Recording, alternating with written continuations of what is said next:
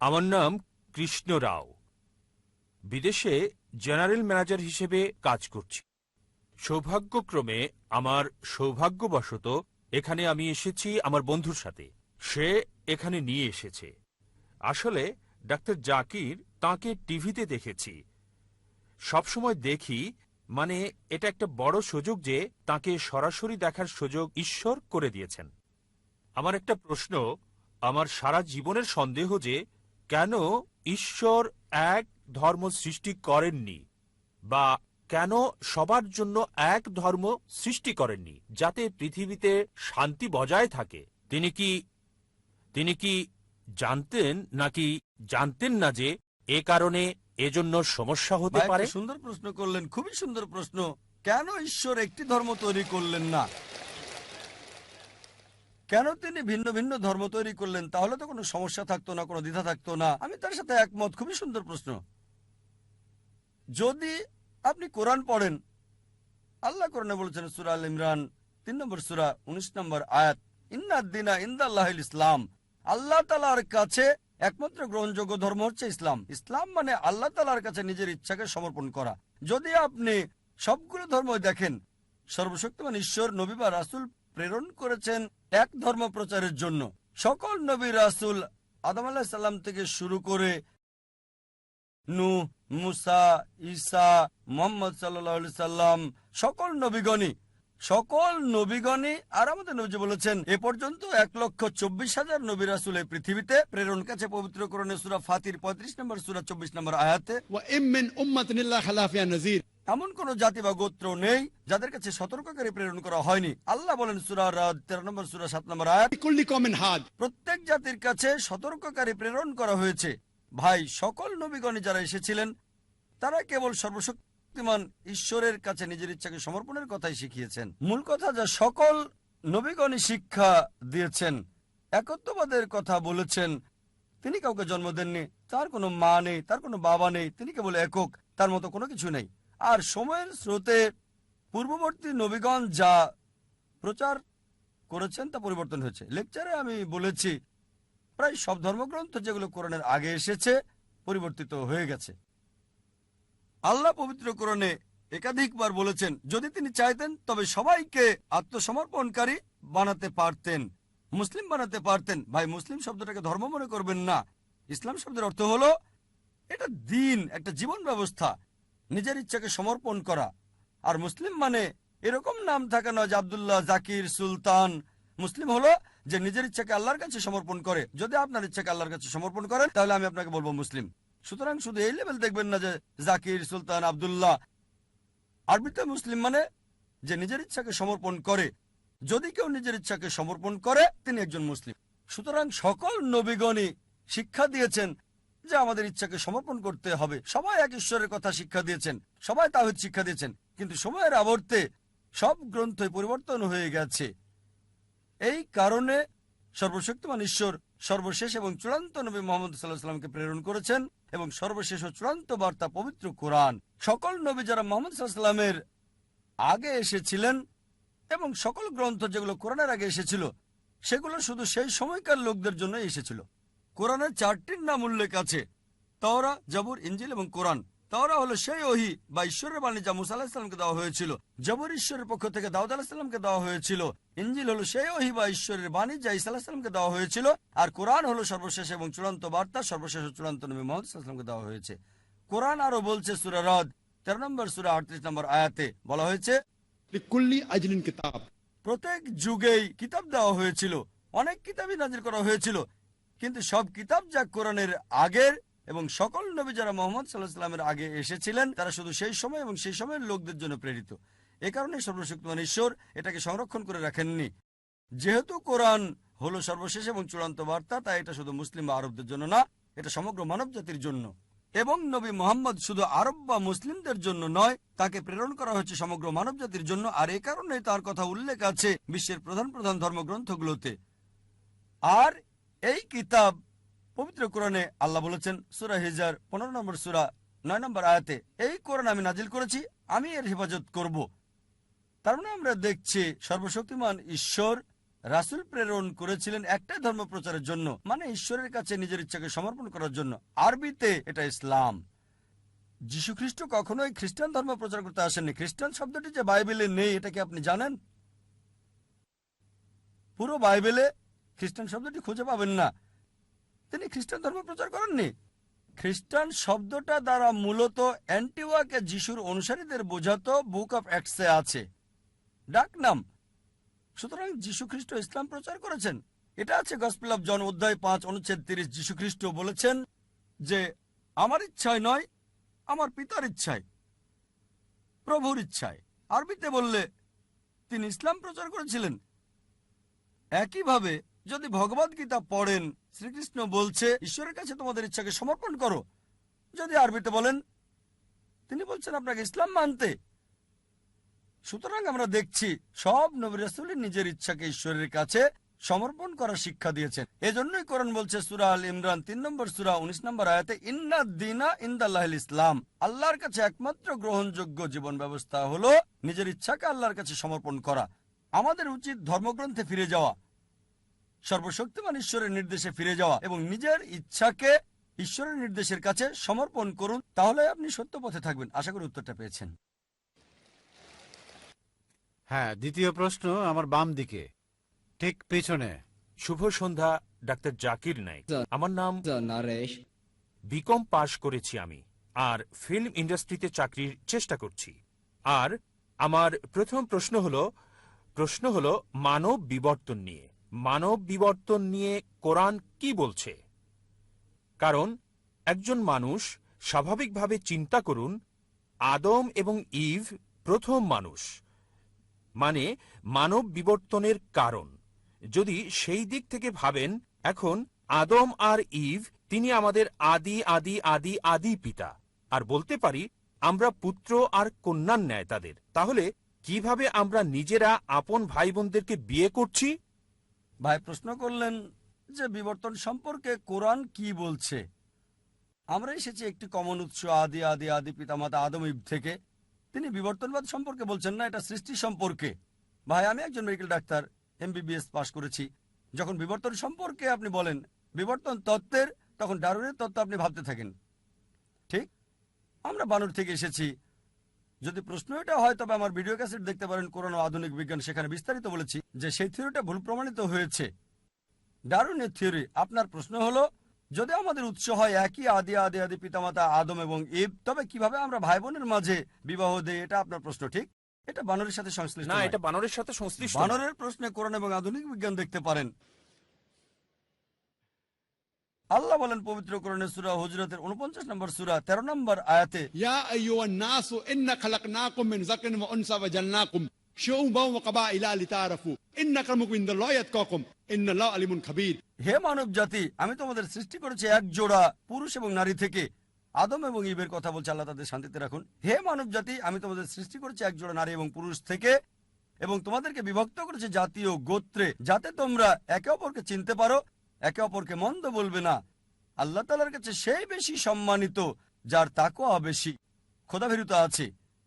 এবার আপনার প্রশ্নে আসি, যদি আমরা একই উৎস আদি আদি আদি পিতামাতা থেকে আসি, তবে কিভাবে আমরা ভাই বোনদের বিয়ে করছি?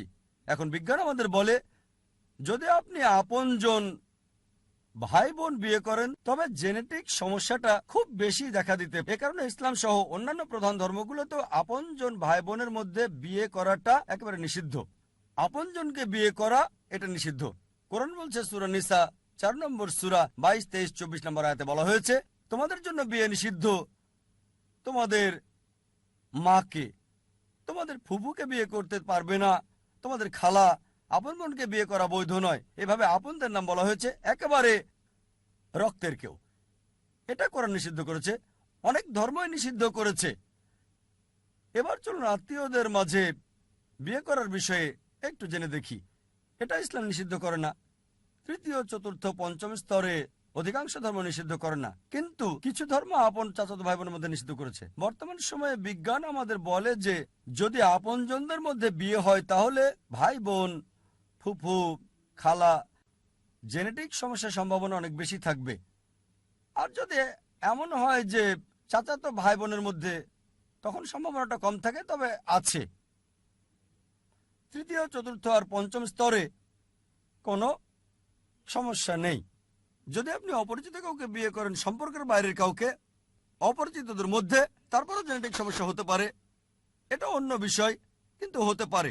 সুতরাং কোরআনের এই আয়াত যেটা বলছে আদম এবং ইভ আমাদের সবার আদি উৎস, এর জন্য আমরা সবাই মানবজাতি, ভাই ভাই। يا أيها الناس আমরা সবাই মানুষেরা ভাই ভাই। এই মানবতার ভাই ভাই হিসেবে যদি নিয়ম মেনে বিয়ে করা হয় তাহলে কোনো সমস্যা নাই। আমি আপনার সাথে একমত, যদিও সব মানুষই আপনার ভাই বোন হতে পারে, তৃতীয়, চতুর্থ, পঞ্চম, দশম, শত শত, হাজার হাজার, লক্ষ লক্ষ, যাই হোক, আমরা হচ্ছে একটা বড় পরিবার, কিন্তু তাদেরকে বিয়ে করতে কোনো নিষেধ নাই, এমনকি বৈজ্ঞানিকভাবেও কোনো সমস্যা নাই। শুধু আপনজনদের মাঝে বিয়ে করলে আপন ভাই বা আপন ফুপু, আপন খালা, জেনেটিক সমস্যার সম্ভাবনা রয়েছে, কিন্তু অন্যদের ক্ষেত্রে নাই। তাই আমি আপনার সঙ্গে একমত, আমরা সবাই মানবজাতি, মানুষ হিসেবে ভাই ভাই। তবে তাদের বিয়ে করতে সমস্যা নাই, ইসলামে নিষেধ নাই, এমনকি বিজ্ঞানও সমর্থন করে। আশা করি আপনার উত্তর। এখন একটা প্রশ্ন নিতে পারি আমার বাম দিকের ভাই থেকে? আমি মিস্টার রবীন্দ্রন, একজন সমাজকর্মী। আমি পিস অর্গানাইজেশনকে ধন্যবাদ জানাই এবং বন্ধু এরিয়ার ইঙ্গারকে। আমি ইতিমধ্যে বিষয়গুলো উল্লেখ করেছি আমার জার্নালে সর্বশক্তিমান এক ঈশ্বর প্রসঙ্গে। আমার একটি প্রশ্ন, ইসলামের অলৌকিকত্ব কি? যেমন সং অব সলোমন 5 অধ্যায় 16 অনুচ্ছেদে আছে। আমি জানতে চাই, অনেক ধর্মই অলৌকিক অলৌকিক বলে থাকে, তাই আমি ইসলামের অলৌকিকত্ব জানতে চাই। ভাই প্রশ্ন করলেন যে ইসলামের অলৌকিকত্ব কি, আর উদ্ধৃতি দিলেন সং অব সলোমন 5 অধ্যায় 16 অনুচ্ছেদ। সং অব সলোমন হলো বাইবেলের অংশ। সং অব সলোমন বাইবেলের ওল্ড টেস্টামেন্টে আছে, হিব্রুতে আছে। حكم ومتكم بكل محمد زيدودي زيراي بين جيروسلم এটা হিব্রু ধৃতি, আমি মূল থেকে বলছি কারণ অনুবাদ ভুল হতে পারে। حكم ومتكم بكل محمد زيدودي زيراي بين جيروسلم যার অর্থ সে অতি মনোরম, সে প্রশংসিত, সে আমার প্রিয়, হে ইসরায়েলের সন্তানেরা। মূল থেকে বলছি কেন, কারণ মূল শব্দটা হচ্ছে মুহাম্মাদিম। হিব্রু ভাষায় ইমযুক্ত করা হয় সম্মান বোঝাতে গিয়ে। মুহাম্মাদের সাথে ইমযোগ করলে হবে মুহাম্মাদিম, যেমন এল্লো মানে ঈশ্বর, এলোহিম ঈশ্বরের প্রতি সম্মান বোঝায়। আর বাইবেলের অনুবাদের মধ্যে এই প্রপার নাউন মুহাম্মাদের অনুবাদ করেছেন অতি মনোরম। কিন্তু সং অব সলোমন অধ্যায় 5 অনুচ্ছেদ 16-তে সর্বশেষ ও চূড়ান্ত নবী মুহাম্মদ সাল্লাল্লাহু সাল্লামের আগমন সম্পর্কে তার নাম সহ বলা হয়েছে। এবার আসি আপনার প্রথম প্রশ্নে, ইসলামের অলৌকিকত্ব কি? ইসলামের অনেক অলৌকিকত্ব রয়েছে। যদি সহিহ হাদিস পড়েন, সেখানে 300-রও বেশি অলৌকিকত্বের কথা উল্লেখ আছে যেগুলো নবীজি করেছিলেন। তবে যে অলৌকিকত্ব নিয়ে গর্ব করি তা হচ্ছে পবিত্র কোরআন। এটা হচ্ছে ইসলামের অলৌকিকত্ব। অন্য সব অলৌকিকত্ব আমরা বিশ্বাস করি, যেমন মুসা আলাইহিস সালাম সমুদ্র 2 ভাগ করেছিলেন, যিশু খ্রিস্ট ভাই সাল্লাল্লাহু আলাইহি সাল্লাম মৃতকে জীবিত করতেন। কিন্তু এখন যদি দেখতে যাই, সেই সময় কি যেতে পারবো যাচাই করতে সমুদ্র ভাগ করেছিলেন কিনা? সেই সময় লোকজন মানত, আপনি মানবেন, আমি মানব। একই কথা অবিশ্বাসীদের ক্ষেত্রে অতীতে ফিরে যেতে পারবে না আর যাচাই করতে পারবে না মুসা আলাইহিস সালাম সমুদ্রকে 2 ভাগ করেছিলেন কিনা, যিশু মৃতকে জীবিত করেছিলেন কিনা, নবীজি মুহাম্মদ সাল্লাল্লাহু আলাইহি সাল্লাম চাঁদকে ভাগ করেছিলেন, কিন্তু সেই সময়ে যেতে পারবেন না। একটা অলৌকিকত্ব যেটা সেই সময়ের জন্য ছিল, এই সময়ের এবং শেষ সময় পর্যন্ত পবিত্র কোরআন। এটা অলৌকিকের অলৌকিক। আর 1 সপ্তাহ আগে, প্রায় 8 দিন আগে, এটা 12ই জানুয়ারি, একটা লেকচার দিয়েছি, কোরআন এবং আধুনিক বিজ্ঞান সাংঘর্ষিক নাকি সামঞ্জস্যপূর্ণ, আর প্রমাণ করেছি এই কোরআন অলৌকিকের অলৌকিক। এটা শুধু অলৌকিক নয়, অলৌকিকের অলৌকিক, এটা সব সময়ের অলৌকিক। আগের সময়টা ছিল অলৌকিকত্বের, সেই সময় প্রমাণ করেছে। তারপর সাহিত্য এবং কবিতার যুগ আসলো। কোরআন হলো সবচেয়ে উত্তম সাহিত্য এই পৃথিবীর বুকে, মুসলিম এবং অমুসলিম আরবি বিশেষজ্ঞদের মতে। এখন যদি কোনো ধর্মগ্রন্থ কাব্যিক ভাষায় বলে পৃথিবী সমতল, বিশ্বাস করবেন? উত্তর হচ্ছে না। কারণ এখন সময়টা সাহিত্য আর কবিতার নয়, এখন বিজ্ঞান আর প্রযুক্তির যুগ। তাই 8 দিন আগে আমি প্রমাণ করেছি কোরআন 1400 বছর আগে যা বলেছে, বিজ্ঞান সেটা এখন আবিষ্কার করেছে। 20 বছর আগে, 50 বছর আগে, 100 বছর আগে, 200 বছর আগে। কে কোরআনে এসব কথা বলেছে? সর্বশক্তিমান ঈশ্বর ছাড়া কেউ না। সবচেয়ে ভালো অলৌকিক, চূড়ান্ত অলৌকিক, অলৌকিকের অলৌকিক হচ্ছে পবিত্র কোরআন। পেছনের মাইক থেকে একজন অমুসলিম ভাই। শুভ সন্ধ্যা স্যার, আমার নাম MS শ্রীধরন। আমি একজন ব্যাংক অফিসার। আমার উপার্জনটা ব্যাংক থেকে, মানে ব্যাংকের আসল আয় বা সুদ থেকে। আমার কিছু মুসলিম বন্ধু আছে যারা খুবই নিয়ন্ত্রিত। এমনকি আমার বাসায় খাবার বা চা খাওয়া তারা মনে করে যে এটা ব্যাংকের আসল উপার্জন অর্থাৎ সুদের থেকে আসে। দয়া করে বলুন যে এই যে সুদ এবং কোরআন যা বলছে তা যদি একই হয়, তবে আধুনিক ব্যাংকগুলো যে চালু আছে এবং লেনদেন করে চলেছে। আসলে প্রশ্নটা ভালোভাবে আমি বলতে পারছি না, আমি দুঃখিত। আমি ব্যক্তিগতভাবে পেশাগত অনেক সমস্যায় আছি, মানে লেনদেন বা আমার মুসলিম বন্ধুদের সাথে টাকা পয়সা লেনদেন করা এসব বিষয় নিয়ে। কারণ তারা বলে এটা সুদের সাথে সংশ্লিষ্ট। দয়া করে বিস্তারিত বলবেন। ভাই একজন অমুসলিম ব্যাংকে চাকরি করেন আর প্রশ্ন করলেন যে মুসলিমরা কেন এত কঠোর, তার বাসায় আসে না, কারণ তার উপার্জনটা হচ্ছে সুদের। আর ইসলাম সুদের ব্যাপারে কি বলে? এক্ষেত্রে তিনি টাকা পয়সা লেনদেন করতে গিয়ে খুব সমস্যায় আছেন। ভাই, আরবি শব্দ হলো রিবা। রিবা মানে সুদ এবং অতিরিক্ত আদায়।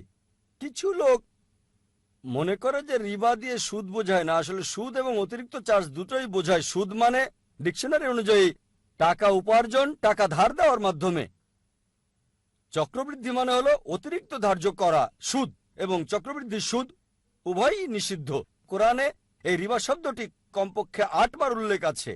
সূরা আল ইমরান 3 নম্বর অধ্যায় 130 নম্বর আয়াত, সূরা নিসা 4 নম্বর অধ্যায় 161 নম্বর আয়াত, সূরা বাকারা 2 নম্বর অধ্যায় 275 নম্বর আয়াত 3 বার, সূরা বাকারা 2 নম্বর অধ্যায় 276 নম্বর আয়াত, সূরা বাকারা 2 নম্বর অধ্যায় 278 ও 279 নম্বর আয়াত। আমি শুধু শেষ আয়াতটা বলছি, সূরা বাকারা 2 নম্বর অধ্যায় 278 ও 279 নম্বর আয়াত, যে যদি তোমরা চক্রবৃদ্ধি সুদ এবং সুদ পরিত্যাগ না করো তবে যুদ্ধের ঘোষণা করো আল্লাহ এবং রাসূলের প্রতি। সুতরাং যে সুদ দিল বা সুদ নিল সে যুদ্ধের ঘোষণা করছে সর্বশক্তিমান ঈশ্বর আল্লাহ এবং নবীজি মুহাম্মদ সাল্লাল্লাহু আলাইহি ওয়াসাল্লামের সাথে। এটা হচ্ছে ইসলাম ধর্মে বড় গুনাহগুলোর মধ্যে একটি, জঘন্য অপরাধের একটি। একটি হাদিসে আছে সুদের সর্বনিম্ন গুনাহ হচ্ছে জিনা করার সমান, মায়ের সাথে ব্যভিচারের সমান। এখন এর পেছনে যুক্তি কি? আমার ভিডিও ক্যাসেট দেখতে পারেন, সুদমুক্ত অর্থনীতি, কোরআন অনুযায়ী বিস্তারিত সেখানে বলা হয়েছে। যুক্তিতে যদি আপনাকে প্রমাণ দিতে হয় ইসলামে সুদ কেন হারাম, কয়েক ঘন্টার সময়ের দরকার হবে। এখন সম্ভব নয়, কিন্তু সংক্ষেপে বলতে গেলে কেন সুদ নিষিদ্ধ, কারণ এটা ধনীকে আরো ধনী করে এবং গরিবকে আরো গরিব করে। এছাড়াও অনেক ক্ষতিকারক দিক রয়েছে, যেমন আপনি জানেন 80-র দশকে অধিকাংশ ব্যাংক জুয়ার কেন্দ্র প্রতিষ্ঠা করেছিল, মদের বার ইত্যাদি প্রতিষ্ঠা করেছিল। আর ইসলামে আমরা মুনাফা এবং ক্ষতি বন্টনে বিশ্বাস করি। এখন দেখুন, আপনি একজন ব্যাংকার, সবচেয়ে বেশি লোন পায় সবচেয়ে ভালো কোম্পানি। সুদ চালু করেছে, এই ব্যাংকিং ব্যবস্থা চালু করেছে রাজা পঞ্চম জর্জ। রাজা পঞ্চম জর্জ আসল দায়ী হচ্ছে সে। অতীতে এমনটা ছিল না, কিন্তু বর্তমানে ধনীরা আরো ধনী হচ্ছে। একজন দরিদ্র লোক লোন তুলতে গেলে তার জন্য খুবই কঠিন। দেখা হয় তার কি কি সম্পদ আছে, তার উপার্জন কত। এজন্য একজন দরিদ্রের পক্ষে লোন পাওয়া খুবই কঠিন। আর যদি আপনি বড় বড় কোম্পানিগুলো দেখেন, সবচেয়ে বড় কোম্পানি তারা শর্তমুক্ত কোম্পানি। এজন্য এখন আমরা দেখছি স্টক তালিকা হচ্ছে। জানেন অনিল আম্বানি, তিনি রিলায়েন্স পাওয়ার চালু করেছেন। কতগুলো? 1.1 লাখ কোটি। যা প্রত্যাশা করেছিল তার চেয়ে শতগুণ বেশি পেয়েছে। কোনো ব্যাংকই তাকে এত টাকা দিতে পারবে না। তিনি কি করেছিলেন? তিনি চালু করেছেন স্টক। স্টকটা কি? এটি ইসলামিক পদ্ধতি, লাভ লোকসান বন্টন, ঠিক? আর সুদ এটা হারাম, কারণ অনেক নেতিবাচক দিক আছে। ইসলামে মুনাফা এবং লোকসান সমবন্টনে বিশ্বাস করি। আপনি শেয়ার কিনেছেন, কোন কোম্পানির শেয়ার কিনলেন, যদি লাভ হয় আপনি লাভ পাবেন, যদি লোকসান হয় আপনাকে বহন করতে হবে। নির্দিষ্ট করা নাই 8%, 9%। অনেকে এইভাবে অনেক টাকা পায়, আর তারা যেটা করে তা হলো শেয়ার ছাড়ে। যদি আপনি শেয়ার কেনেন হালাল কোনো কোম্পানির, যেটা মদের কোম্পানি নয়, ব্যাংক নয়, বা কোনো হারাম কর্মকাণ্ডের নয়, তবে সেটা বৈধ। সুতরাং আমরা ইসলামে লাভ লোকসান বন্টনে বিশ্বাস করি। অনিল আম্বানি চালু করেছেন, প্রত্যাশার চেয়ে শতগুণ বেশি পেয়েছেন, ঠিক 1.1 লাখ কোটি। একই সময়ে পেয়েছে প্রত্যাশার চেয়ে 10 গুণ বেশি। কেন? লোকজন ভাবছে যদি অনিল আম্বানির সাথে বিনিয়োগ করি নির্দিষ্ট পরিমাণে 8, 9 বা 10% পাবো না, হয়তো পাবো 20, 30 বা 50%। আপনি জানেন, যেহেতু আপনি ব্যাংকার, যৌথ ফান্ডে জিএম বেসিক 1 নম্বর 116% এক বছরে। এ কারণে ইসলামে আমরা লাভ লোকসান বন্টনে বিশ্বাস করি। আর এজন্যই রিবা, নির্দিষ্ট সুদ, নির্দিষ্ট টাকা ধার দেওয়ার মাধ্যমে নির্ধারিত পরিমাণ উপার্জন হারাম। বিস্তারিত জানতে আমার ভিডিও ক্যাসেট দেখতে পারেন। কোরআনের বর্ণনায় সুদমুক্ত অর্থনীতি। এ কারণে যদি আপনি আপনার ব্যাংকে প্রচলিত ব্যবস্থা থেকে ইসলামিক ব্যবস্থায় রূপান্তর করেন, ইনশাল্লাহ আপনি মুসলিম কাস্টমার পাবেন, ইনশাল্লাহ। আর এখন ভারত সরকার, আরবিআই, অর্থমন্ত্রী পুরোপুরি ইসলামিক ব্যাংকের জন্য অনুমোদন দিচ্ছেন না, কিন্তু লোকজন তার কাছে যাচ্ছে। আমি নিজে মিস্টার চিদাম্বরমের সঙ্গে কথা বলেছি যখন তিনি সৌদি আরবে ছিলেন। আর খুবই সম্ভাবনা আছে মনমোহন সিং, আমাদের প্রধানমন্ত্রী, তিনি আগে অর্থমন্ত্রী ছিলেন, অর্থনীতি ভালো বোঝেন। খুবই সম্ভাবনা রয়েছে ইনশাল্লাহ, ইনশাল্লাহ তিনি প্রধানমন্ত্রীর সঙ্গে বিষয়টা পর্যালোচনা করেছেন, মনমোহন সিং এবং অর্থমন্ত্রী মিস্টার চিদাম্বরম। খুবই সম্ভাবনা আছে যে অতি শীঘ্রই আমরা একটা ইসলামিক ব্যবস্থা পাবো। আর আপনি কোনো ইসলামিক ব্যাংক দেখে তাতে যুক্ত হন। এ কারণে আপনি দেখবেন সিটি ব্যাংক ইসলামিক ব্যাংকিং চালু করেছে, এইচএসবিসি ইসলামিক ব্যাংকিং চালু করেছে, অধিকাংশ আন্তর্জাতিক ব্যাংকেই ইসলামিক ব্যাংকিং চালু করেছে। কেন? কারণ তারা দেখেছে তারা অধিক মুনাফা পাবে এবং গ্রাহকদেরও বেশি মুনাফা দিতে পারবে। এটা ইসলামিক। সুতরাং যদি আমরা শরিয়া মানি, পবিত্র কোরআন এবং সহিহ হাদিস মানি, আপনি উপার্জন করতে পারবেন, অন্য কেউ সুযোগ করে দিতে পারবেন। আশা করি উত্তরটা পেয়েছেন। এখন পরবর্তী প্রশ্ন আমার ডান দিকে মহিলাদের মধ্য থেকে। আমার নাম শান্তি। আমার বন্ধু আব্দুল এখানে নিয়ে এসেছে। আসলে এত মানুষ হবে আমি ভাবতেই পারিনি, সত্যি বলতে বিশাল। যদিও আমার বন্ধু আব্দুলের সাথে কথা বলে কিছু সন্দেহ দূর করেছি। এখানে এসে বিশেষ করে আপনার লেকচার শুনে আমি অভিভূত। আর আমি অভিভূত ইসলামের সত্যে। কিন্তু এখানে আপনি নাম দিয়েছেন পিস, কিন্তু পৃথিবীতে এত সংঘাত চলছে, যখনই আপনি শান্তির কথা বলেন আপনাকে এটা খুঁজতে হবে। আপনি কি মনে করেন না সারা পৃথিবীতে এটা বলা দরকার, মানে পৃথিবীর সবাইকে? বোন বললেন যে তিনি ইসলাম সম্পর্কে কিছু জানলেন তার বন্ধুর কাছে। তিনি এই লেকচারে এসে দর্শক দেখে মুগ্ধ আর অভিভূত বিষয়গুলো জেনে আমার বক্তব্যে, এবং বললেন আমাদের কি উচিত নয় শান্তির কথা বলা পুরো পৃথিবী জুড়ে, সারা পৃথিবীতে বড় পরিসরে। বোন যদি সত্যি ভালোবাসা নিয়ে আলোচনা, আমার আলোচনায় মুগ্ধ হন, আমি বলবো, আমি অনুরোধ করব আল্লাহর কাছে নিজের ইচ্ছাকে সমর্পণ করার এই ধর্ম গ্রহণ করতে। যদি ঈশ্বরের কাছে নিজের ইচ্ছাকে সমর্পণ করার এই ধর্ম আপনি গ্রহণ করেন, তবেই সত্যিকারের শান্তি পাবেন। ইসলাম এসেছে মূল শব্দ সালাম থেকে, যার অর্থ শান্তি। এটা আরবি মূল শব্দ সিলম থেকেও এসেছে, যার অর্থ নিজের ইচ্ছাকে ঈশ্বরের কাছে সমর্পণ করা। আর সবচেয়ে ভালো উপায় হচ্ছে নিজের ইচ্ছাকে ঈশ্বরের কাছে সমর্পণ করা। অন্যদের কাছে পরে যাব, প্রথমে আমি আপনার প্রতি আগ্রহী বোন, সরাসরি, কারণ আপনি প্রশ্ন করেছেন। প্রথমে আমি চাইব আপনাকে শান্তিতে আনতে। তাই আমার অনুরোধ, যদি নিজের ইচ্ছাকে সমর্পণ করার বিধান গ্রহণ করেন এবং শান্তির মধ্যে আপনি আসেন। সারা বিশ্বকে বৃহৎ পরিসরে শান্তির কথা বলা, এটা একটা প্রদর্শনী, একটা সম্মেলন। শান্তি ইসলামের লক্ষ্য। আমরা এমন আয়োজন করে থাকি, আর এটা হলো চতুর্থ আয়োজন। এমন আরেকটা বোম্বেতে 2 মাস আগে হয়েছিল, 23শে নভেম্বর থেকে 2রা ডিসেম্বর পর্যন্ত বোম্বেতে। আর এখানে যা দর্শক দেখছেন, শেষ দিনে অনেক অনেক গুণ বেশি ছিল, 2 লাখের মতো। যদি এই দর্শক আপনাকে আকৃষ্ট করে, হয়তো 10,000 বা 15,000, সেটা ছিল 20 গুণ বেশি বোম্বেতে। আমার শেষ দিনের লেকচারে 2 লাখেরও বেশি। বিষয় ছিল শান্তি, মানবতার সমাধান, বা ইসলাম কি মানবতার সমাধান। আর আমি আপনার সঙ্গে একমত, এটা খুবই কম। 10,000, 15,000, 2 লাখ ছিল বোম্বেতে, খুবই কম সংখ্যা। এটা আমাদের উচিত এটা পৃথিবীতে প্রচার করা বৃহৎ পরিসরে। এই কারণে 2 বছর আগে আমরা একটা চ্যানেল চালু করেছি আর নাম দিয়েছি পিস টিভি। এই পিস টিভি আলহামদুলিল্লাহ গত 2 বছরে এখন পুরো পৃথিবীতে সম্প্রচার হচ্ছে, এশিয়ার সব দেশে, মধ্যপ্রাচ্যে, আফ্রিকা, অস্ট্রেলিয়া, ইউরোপ, উত্তর আমেরিকা, আলহামদুলিল্লাহ। আর এখন এটা পুরো পৃথিবীর 90% কভার করে, দেখতে পারে যদি তারা দেখতে চায়। 75 মিলিয়নের বেশি দর্শক রয়েছে। এটা সবচেয়ে বেশি দর্শক সমৃদ্ধ ইসলামিক চ্যানেল আলহামদুলিল্লাহ। পার্সেন্ট হিসেবে হয়তো মোট জনসংখ্যার 1%-এর কিছু বেশি হবে। সুতরাং আমি শেষ বিচারের দিনে অন্তত এই কথা বলতে পারবো সর্বশক্তিমান ঈশ্বরের কাছে যে আমরা কমপক্ষে 1% মানুষের কাছে তোমার বার্তা পৌঁছে দিতে পেরেছি। 75 মিলিয়ন।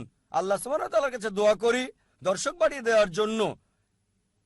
কেউ যদি দেখতে চায়, শুধু একটা ডিশ লাগবে, হয়তো 6,000 রুপি, $200-এরও কম। প্রায় পৃথিবীর যে কোনো প্রান্তে আপনি দেখতে পারবেন। সুতরাং আমরা শান্তির বাণী, ইসলামের এই বাণী প্রচার করছি পুরো পৃথিবীতে। আর আমি চাই বোন আপনি এই শান্তির বাণী গ্রহণ করবেন। জি স্যার, ধন্যবাদ। হ্যাঁ, এখন প্রশ্ন করুন বাম দিক থেকে। আমি নন্দগোপাল, পেশায় সাংবাদিক। আমার প্রশ্ন হলো, অধিকাংশ ধর্মে ঈশ্বরের ধারণা আর সাদৃশ্য ইত্যাদি খোঁজার পরেও কেন কোনো শান্তি আসছে না? কেন পারস্পরিক সহনশীলতা আসছে না এসব ধর্মগুলোর মধ্যে? কিভাবে এসব বন্ধ করা যায়? স্বাভাবিকভাবে সহজ মনে হলেও আসলে কিন্তু কঠিন। কিন্তু আপনি একটা দৃষ্টিকোণ থেকে বলতে পারেন কিভাবে এটা থামানো যায় ব্যক্তি পর্যায়ে? ভাই খুব সুন্দর প্রশ্ন করলেন। এত মিল, এত সাদৃশ্য, এত একত্ব থাকা সত্ত্বেও পৃথিবীর বিভিন্ন ধর্মগুলোর মধ্যে কেন এত শত্রুতা? আমার মতে এক কথায় এটার জন্য দায়ী হচ্ছে ধর্মীয় নেতারা।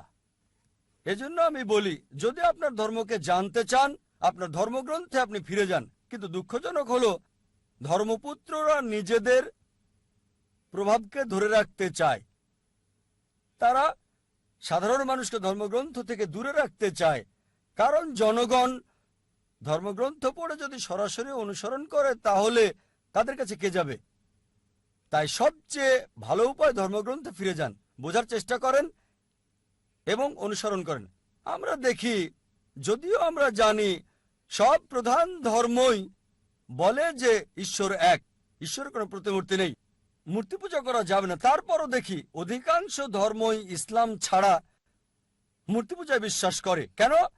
কারণ হলো, আমি একটা উদাহরণ দিচ্ছি। যদি একজন হিন্দু গুরুকে জিজ্ঞেস করেন যে বেদ পরিষ্কার করে স্পষ্ট করে বলছে ঈশ্বরের কোনো প্রতিমূর্তি নেই, সে আমাকে বলবে, হ্যাঁ হ্যাঁ ডাক্তার নায়েক, আমি জানি এটা পরিষ্কার নিষেধ, কিন্তু আসে।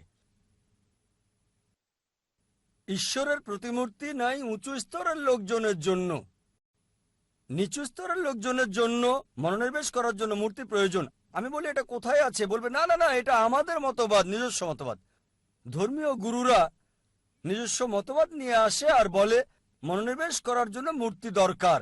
আমি আপনার সাথে একমত। তারা বলে, ডক্টর নায়েক, বেদ মূর্তি পূজার বিরোধী, বেদ সর্বশক্তিমান ঈশ্বরের প্রতিমূর্তির বিরোধী, কিন্তু সেটা উঁচু স্তরের লোকজনের জন্য। আর আমি তাদের বলি, প্রিয় পণ্ডিতজি, প্রিয় স্বামীজি, আমরা মুসলিমরা ইতিমধ্যে উঁচু স্তরে পৌঁছে গেছি, আমাদের মূর্তি দরকার হয় না।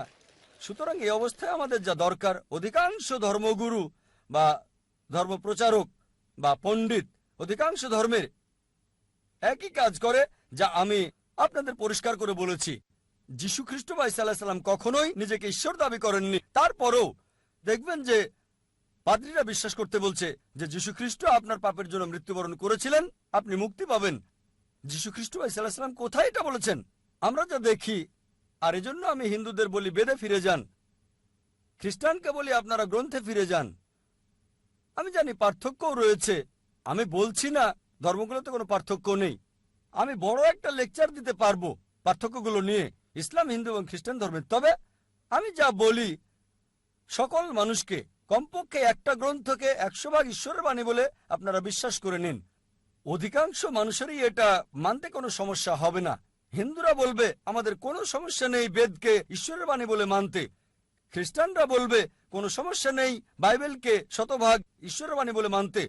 মুসলিমরা বলবে কোনো সমস্যা নেই কোরআনকে ঈশ্বরের বাণী বলে মানতে। তখন আমি বলি চলুন আমরা কমপক্ষে এই গ্রন্থগুলোর কমন বিষয়গুলো মেনে চলি, পার্থক্যগুলো নিয়ে পরে দেখা যাবে।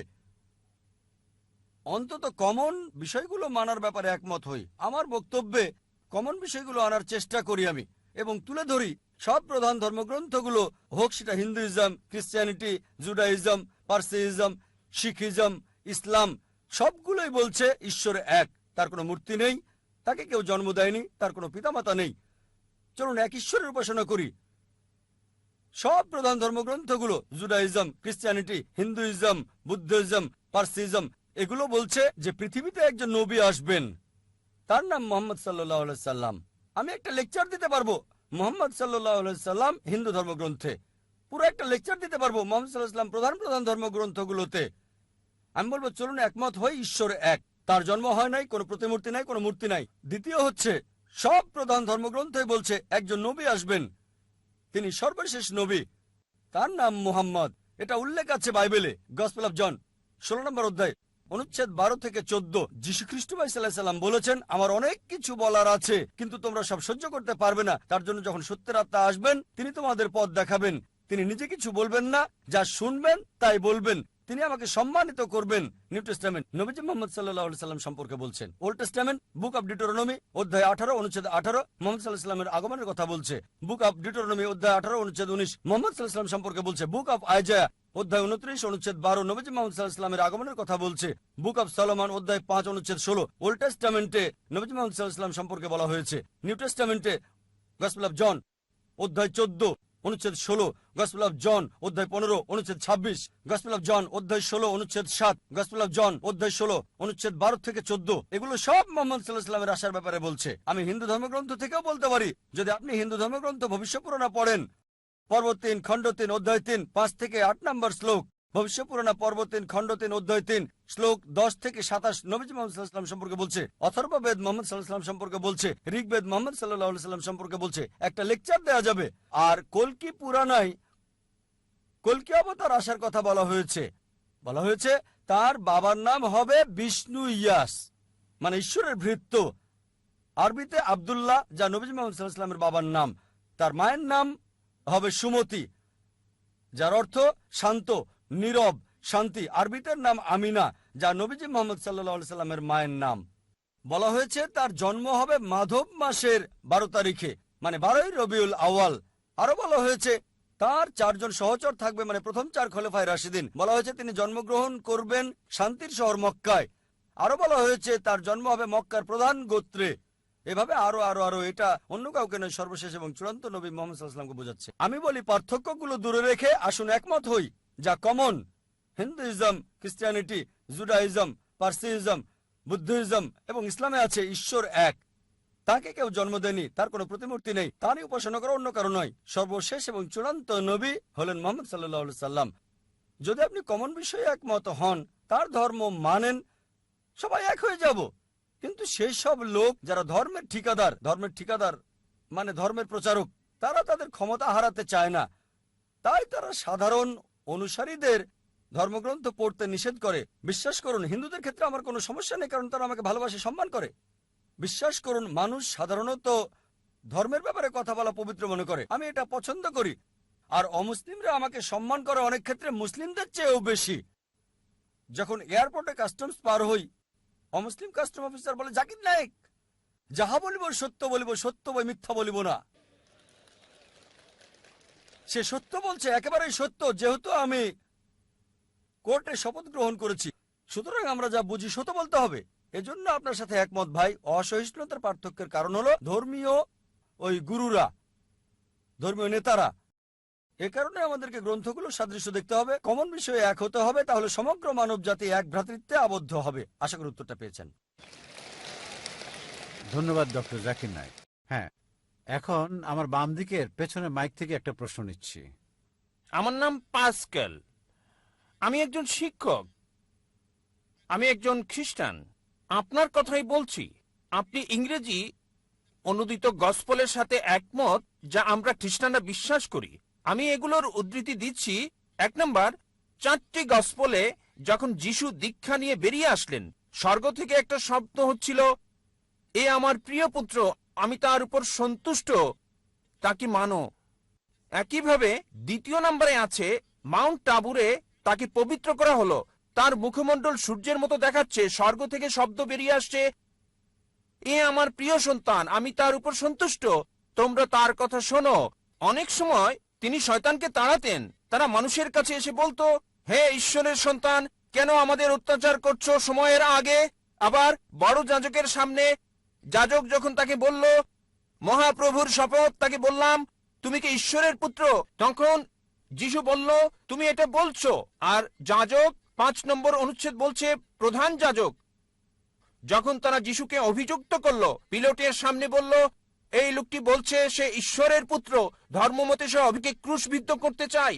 পিলোট এটা জানতেন না, সেজন্য তা যিশুকে ক্রুশে চড়াতে চাইলেন। তাহলে সে নিজেকে ঈশ্বরের পুত্র দাবি করেছিল, যদিও সে সরাসরি বলেনি আমি ঈশ্বরের পুত্র, পরোক্ষভাবে বলেছে। ধরুন আপনি ডাক্তার জাকির নায়েক, আপনি এমবিবিএস ডাক্তার, আর আপনি বললেন, হ্যাঁ ভাই আপনি বলেছেন, এর মানে এই নয় আপনি নিজে বলেছেন আমি ডাক্তার জাকির নায়েক এমবিবিএস। একইভাবে যদিও যিশু নিজে বলেননি আমি ঈশ্বরের পুত্র, তিনি সম্মতি দিয়েছেন, সম্ভবত ভদ্রতার খাতিরে তিনি বলেননি আমি ঈশ্বরের পুত্র। আবার আরেকটি উদাহরণ। ভাই, আপনার প্রশ্ন ইতিমধ্যে 5টা অনুচ্ছেদের উদ্ধৃতি দিয়েছেন, কোনোটারই রেফারেন্স বলেননি। না না, আমি এটার জন্য প্রস্তুত না, তাই আর বলছি না। আমি রেফারেন্সটা বলে দেবো, কোনো সমস্যা নেই, আমি রেফারেন্সটা বলে দেবো, আপনাকে সাহায্য করবো ভাই, আমি আপনাকে সাহায্য করতে চাই ভাই, কোনো সমস্যা নেই। আপনার প্রশ্নটা কি? আপনি কি এই 5টা অনুচ্ছেদ বলে বোঝাতে যাচ্ছেন যিশু ঈশ্বর দাবি করেছিলেন? হ্যাঁ। ঠিক আছে, আমি উত্তর দিচ্ছি। আমার চ্যালেঞ্জ ছিল একটা মাত্র স্পষ্ট বক্তব্য বের করে দেখান পুরো বাইবেল থেকে, যেখানে যীশু খ্রিস্ট ভাই সাল্লাল্লাহু আলাইহি ওয়াসাল্লাম নিজে বলেছেন আমি ঈশ্বর, অথবা বলেছেন আমার উপাসনা করো, আমি খ্রিস্টান ধর্ম গ্রহণ করতে প্রস্তুত। একটা মাত্র বক্তব্য দেখাতে পারেন নাই স্পষ্টভাবে বলা সম্পূর্ণ বাইবেল থেকে, যেখানে যীশু খ্রিস্ট ভাই সাল্লাল্লাহু আলাইহি ওয়াসাল্লাম নিজে বলেছেন আমি ঈশ্বর অথবা আমার উপাসনা করো। এখানেই বাইবেল আছে। আর এটা কিং জেমস ভার্সন। যেহেতু আপনি একজন শিক্ষক, আপনি প্যাস্টরও হতে পারেন। আপনি কি প্যাস্টর? না না না, আমি একজন শিক্ষক। আমি খ্রিস্টান ধর্মের একজন প্রকৃত বিশ্বাসী। ঠিক আছে। রেড লেটার নামে এক ধরনের বাইবেল আছে, যেখানে যিশুর কথাগুলো লাল করা আছে। আপনি 5টি বিষয় উল্লেখ করেছেন, আর এগুলোকে 2 ভাগে ভাগ করা যায়। প্রথমে আপনি এলোমেলো উদ্ধৃতি দিলেন আর সঠিকভাবে উদ্ধৃতি দিলেন না। যা বলতে চেয়েছেন সেটা আছে গসপেল অফ জন 3 নম্বর অধ্যায় অনুচ্ছেদ 16, বলা আছে ঈশ্বর পৃথিবীকে এত ভালোবাসলেন একমাত্র ওরসজাত সন্তানকে দিয়ে দিলেন, তোমাদের কেউ যদি তাকে বিশ্বাস করে তার মৃত্যু হবে না, চিরস্থায়ী জীবন পাবে। এটা 4 গসপেলেই নাই, এটা আছে গসপেল অফ জন 3 নম্বর অধ্যায় অনুচ্ছেদ 16। এগুলো লিখে রাখেন, পরে চেক করে দেখবেন। গসপেল অফ জন 3 নম্বর অধ্যায় অনুচ্ছেদ 16, ঈশ্বর পৃথিবীকে এত ভালোবাসলেন যে নিজের সন্তানকে উৎসর্গ করলেন, যে কেউ তার উপর বিশ্বাস করবে সে মরবে না, চিরস্থায়ী জীবন পাবে। আবার আপনি উদ্ধৃতি দিলেন 5বার শেষ দিকে যে যীশু খ্রিস্ট বলেছেন তিনি ছিলেন ঈশ্বরের সন্তান। আপনি বলেছেন, আপনি কি জানেন বাইবেলে ঈশ্বরের পুত্র এ কথাটা অসংখ্যবার বলা আছে। যদি আপনি বাইবেল পড়েন, আদম ছিলেন ঈশ্বরের পুত্র, আল্লাহ তাকে শান্তিতে রাখুন। ইব্রাহিম ছিলেন ঈশ্বরের পুত্র, ইসরাইল ছিলেন ঈশ্বরের পুত্র। আপনি যদি রোমান্স পড়েন 8 নম্বর অধ্যায়ে বলা আছে তারা সকলেই যারা ঈশ্বরের আত্মার দ্বারা পরিচালিত তারা সকলে ঈশ্বরের পুত্র। আপনি যদি ঈশ্বরের দূত হন আপনি ঈশ্বরের পুত্র। যদি আমি ঈশ্বরের দূত হই আমি ঈশ্বরের সন্তান বাইবেল অনুসারে। কিন্তু তারা বলে না না না না না, যীশু খ্রিস্ট স্বাভাবিক সন্তান না, তিনি ঔরসজাত সন্তান। এবার আপনার শেষ প্রশ্ন ঈশ্বরের পুত্রের ব্যাপারে। বাইবেলে অসংখ্য ঈশ্বরের পুত্রের উল্লেখ আছে। আদম ঈশ্বরের পুত্র, ইব্রাহিম ঈশ্বরের পুত্র, ইসরায়েল ঈশ্বরের পুত্র। যারা ঈশ্বরের আত্মার সাহায্যে পরিচালিত তারা ঈশ্বরের পুত্র। কিন্তু খ্রিস্টান মিশনারিরা বলে না না না, যীশু খ্রিস্ট স্বাভাবিক পুত্র না? আসুন আপনার প্রথম প্রশ্নে। তিনি ঈশ্বরের ঔরসজাত সন্তান। তারপর তারা বলে যা আপনি বলেননি, আমি আপনাকে সাহায্য করছি। গসপেল অফ জন 3 নম্বর অধ্যায় অনুচ্ছেদ 16। ঈশ্বরের পৃথিবীকে এত ভালোবাসলেন যে নিজের সন্তানকে উৎসর্গ করলেন। যে কেউ তাকে বিশ্বাস করবে সে মরবে না, চিরস্থায়ী জীবন পাবে। ভাই, আপনি কি বিগটন শব্দের অর্থ জানেন? বিগটন শব্দের অর্থটা কি? না, বিগটন শব্দটার অর্থ কি? বিগটেন মানে এটা না যা আপনি বুঝেছেন। এটা মানে আমি এটা আপনাকে হতে পারে না। জিজ্ঞেস করছি বিগটন শব্দটার অর্থ কি? হ্যাঁ, আমি জানি বিগটন শব্দের অর্থ কি। বিগটেন শব্দের দুটো অর্থ রয়েছে। যখন মানবজাতির বিষয়ে বলেন সে বিগটেন মানে তার রক্তমাংসের পুত্র। যখন ঈশ্বর বিগটেন বলেন তার মানে এটা কাউকে বোঝায় না, তাকে জন্ম দেয়া। এর মানে হলো গভীর সম্পর্ক পিতা এবং পুত্রের মাঝে, এটাই যথেষ্ট। যদি বলেন পুত্র, আমি বলি ধরেন কেউ এখানে আসলো আর আমি বললাম হে আমার পুত্র, সে কিছু মনে করবে না, কারণ তার অল্প বয়স। যদি আমি বলি যে পুত্র এখানে আসো, সে আসবে। যদি বলি বিগটন স্থান এখানে আসো, সে আমার গালে চড় মারতে পারে। এই অভিযোগ করে যে নাউজুবিল্লাহ আমার দৈহিক সম্পর্ক তার মার সাথে। ঠিক, যদি একটা ছোট বালককে বলি বিগটন সান, বা একটা যুবককে হতে পারে 23 বছরের, আমি 40-এরও বেশি, যদি বলি বিগটন সান এখানে আসো, সে হয়তো আমার গালে চড় মারতে পারে। কেন? বিগটন মানে ঈশ্বরের দ্বারা সায়ার, সায়ার মানে নিম্নজাতের প্রাণীর যৌন ক্রিয়া সম্পর্কিত। আর এ কারণে যদি আপনি রিভাইজড স্ট্যান্ডার্ড ভার্সন বাইবেলটা পড়েন, সংস্করণ করেছে 32 জন উচ্চ পদস্থ খ্রিস্টান পণ্ডিত, যাদের সমর্থন করেছে 50টি খ্রিস্টান চার্চ। তারা বলেছে বিগটন শব্দটি গসপেল অফ জন অধ্যায় 3 অনুচ্ছেদ 16 হচ্ছে অসাড় কথা, একটা মিশ্রণ, একটা প্রতারণা, এবং তারা এটাকে বাইবেল থেকে বাদ দিয়েছে। আপনি কি জানেন? যদি রিভাইজড স্ট্যান্ডার্ড ভার্সন বাইবেল পড়েন, যেটা সবচেয়ে বেশি বিকৃত, সংস্করণ করেছে 32 জন উচ্চ পদস্থ খ্রিস্টান বিশেষজ্ঞ, যাদেরকে সহায়তা করেছে 50টি বিভিন্ন খ্রিস্টান মিশনারি। তারা বলেছে এই বিঘটন শব্দটি হচ্ছে অসাড় কথা, একটা মিশ্রণ, একটা প্রতারণা। এজন্য এই বিঘটন শব্দটা তারা বাদ দিয়েছে। সুতরাং যদি বলেন পুত্র, তবে ঈশ্বরের পুত্র আছে বাইবেলে অসংখ্য। সুতরাং আপনার প্রথম এবং শেষ প্রশ্নের উত্তর আমি দিয়েছি। এবার আসুন আপনার দ্বিতীয় এবং তৃতীয় প্রশ্নে। বলেছেন তিনি শয়তানকে তাড়ান। পুরো উদ্ধৃতি দেন। আপনি পুরো বাক্যটা বলেননি, আমি আমার লেকচারে বলেছি। গসপেল অফ ম্যাথিউ অনুযায়ী অধ্যায় 12 28 নম্বর অনুচ্ছেদ তিনি বলেছেন আমি শয়তানকে তাড়িয়ে দিই ঈশ্বরের আত্মার সাহায্যে। গসপেল অফ লুক অধ্যায় 11 অনুচ্ছেদ 20 আমি শয়তানকে তাড়াই ঈশ্বরের আঙুলের সাহায্যে। এখানে বলছে না যে তিনি একা করেন, তিনি এটা করেন ঈশ্বরের সাহায্যে। এর মানে এই নয় যে তিনি ঈশ্বর। এই সবগুলো অনুচ্ছেদ যা আপনি বলছেন স্পষ্ট করে বলছে যে তিনি হচ্ছেন ঈশ্বরের দূত, তিনি নিজে ঈশ্বর ছিলেন না। এ কারণে আমি চ্যালেঞ্জ করেছি আপনি পুরো বাইবেলে একটা মাত্র অনুচ্ছেদ দেখান যেখানে স্পষ্ট করে বলা যীশু খ্রিস্ট বা ঈসা আলাইহিস সালাম নিজে বলেছেন যে আমি ঈশ্বর, বা তিনি বলেছেন আমার উপাসনা করো, আমি খ্রিস্টান ধর্ম গ্রহণ করতে প্রস্তুত আছি। যীশু কোথাও কখনো বলেননি যে শুধু যদি আমি বলি পুত্র এখানে আসো, এর মানে এই নয় যে আমার ঔরসজাত সন্তান। ঠিক একইভাবে যদি আপনি আমাকে বলেন যে আমি আপনাকে ডাক্তার জাকির নায়েক বলে ডাকবো, ঠিক, আর যদি আমি আপত্তি না করি যে না এটা সঠিক হতে পারে, ভুলও হতে পারে, লোকজন বলে ডাক্তার জাকির নায়েক একজন বিশেষজ্ঞ, আমি নিজেকে মনে করি না বিশেষজ্ঞ, আমি একজন জ্ঞানের ছাত্র হিসেবে নিজেকে চিন্তা করি। সুতরাং লোকজন আমাকে যদি বিশেষজ্ঞ বলে আর আমি নীরব থাকি, তার মানে এই নয় যে আমি গ্রহণ করছি। তারা আমাকে বিশেষজ্ঞ হিসেবে বিবেচনা করে, আমি নিজেকে বিবেচনা করি না। সবসময় নিজেকে জ্ঞানের একজন ছাত্র হিসেবে উল্লেখ করে থাকি, তালবে ইলম। সুতরাং আপনি বাইবেল থেকে যা উদ্ধৃতি করেছেন, বাইবেলের যেখান থেকে করেন রেড লেটার হতে হবে। রেড লেটার মানে যীশু খ্রিস্ট বা ঈসা আলাইহিস সালামের কথা। একটা মাত্র বক্তব্য দেখান, স্পষ্ট অনুচ্ছেদ, পরিষ্কার করে বলা পুরো বাইবেল থেকে যেখানে যীশু খ্রিস্ট বা ঈসা আলাইহিস সালাম নিজে বলেছেন যে আমি ঈশ্বর বা আমার উপাসনা করো, আমি খ্রিস্টান ধর্ম গ্রহণ করতে প্রস্তুত। মহিলাদের থেকে প্রশ্ন, একজন অমুসলিম বোন। আমার নাম লক্ষ্মী, আমি একজন সাংবাদিক। আমার দুটো প্রশ্ন। একটি হলো পরিবার পরিকল্পনা নিয়ে। আমাকে আমার অন্য এক মুসলিম বন্ধু বলেছে যে আপনারা পরিবার পরিকল্পনা সমর্থন করেন না। আমি নিশ্চিত সম্ভবত আমার দাদি নানিদের সময় খুব বেশি খুশি হতো 10-15টা সন্তান জন্ম দিলে, কিন্তু রাষ্ট্রের নিয়ম অনুযায়ী আমি বলতে চাচ্ছি কিভাবে এটা থামানো সম্ভব যদি পরিবার পরিকল্পনা না থাকে। আমার দ্বিতীয় প্রশ্ন হলো মুসলিম পুরুষেরা 4-5টা বিয়ে করতে পারে, আমার মনে হয় এবং তাদের স্ত্রীদের অনুমতির প্রয়োজন হয় না। আপনি জানেন, প্রথম স্ত্রীর অনুমতি বিয়ের জন্য, আমার ভুল হলে শুধরে দিন, একাধিক বিয়ের সংখ্যায় আসলে আমি কোনো যুক্তিই দেখি না সেক্ষেত্রে, কারণ আমি বিশ্বাস করি এক পুরুষ এক নারী এভাবেই বিবাহের নিয়ম। সুতরাং বিস্তারিত বলুন। ধন্যবাদ। বোন দুটো প্রশ্ন করলেন, খুবই ভালো প্রশ্ন, কিন্তু উত্তরটা অনেক বড়। প্রথম প্রশ্ন হলো পরিবার পরিকল্পনা, যে তিনি বললেন যে আমার দাদিদের সময় অনেক সন্তান জন্ম দেওয়া সেটা ভালো, কিন্তু এখন পৃথিবী বদলাচ্ছে। চলুন দেখি আপনার দাদি সঠিক না আপনি সঠিক। এবার ইসলাম পরিবার পরিকল্পনা বিষয়ে যা বলে, আর এটা একটা বড় বিষয়, সর্বসম্মতিক্রমে বিষয় হলো এই স্থায়ী জন্ম নিয়ন্ত্রণ পদ্ধতির ব্যাপারে সব ইসলামিক বিশেষজ্ঞই একমত যে এটা হারাম। টিবেক্টমি, ভেসেক্টমি এগুলো নিষিদ্ধ, আর গর্ভপাতও নিষিদ্ধ যদি এটা মায়ের জীবন রক্ষার ক্ষেত্রে না হয়ে থাকে।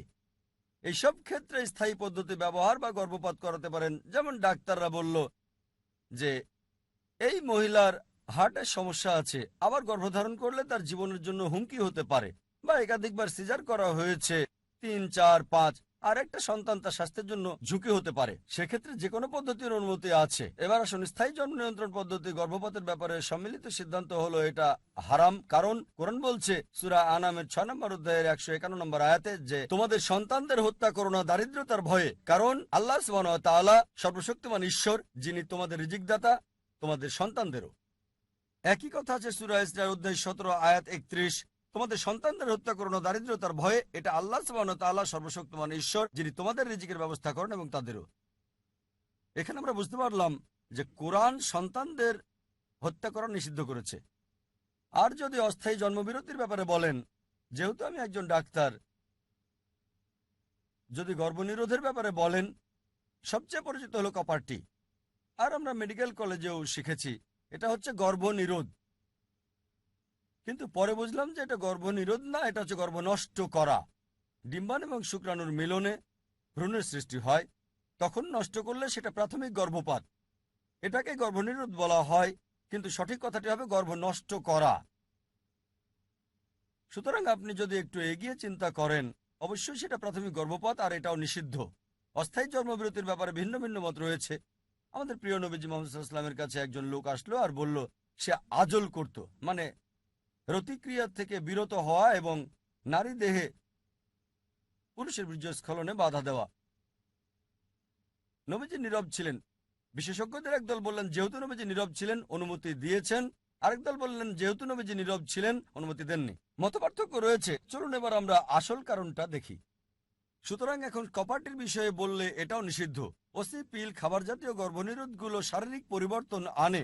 আল্লাহ পবিত্র কোরআনে সূরা রুমে 30 নম্বর অধ্যায় 30 নম্বর আয়াতে বলেছেন দেহের কোনো পরিবর্তন করো না। আর আমি ডাক্তার হিসেবে অনেক জটিলতাই জানি।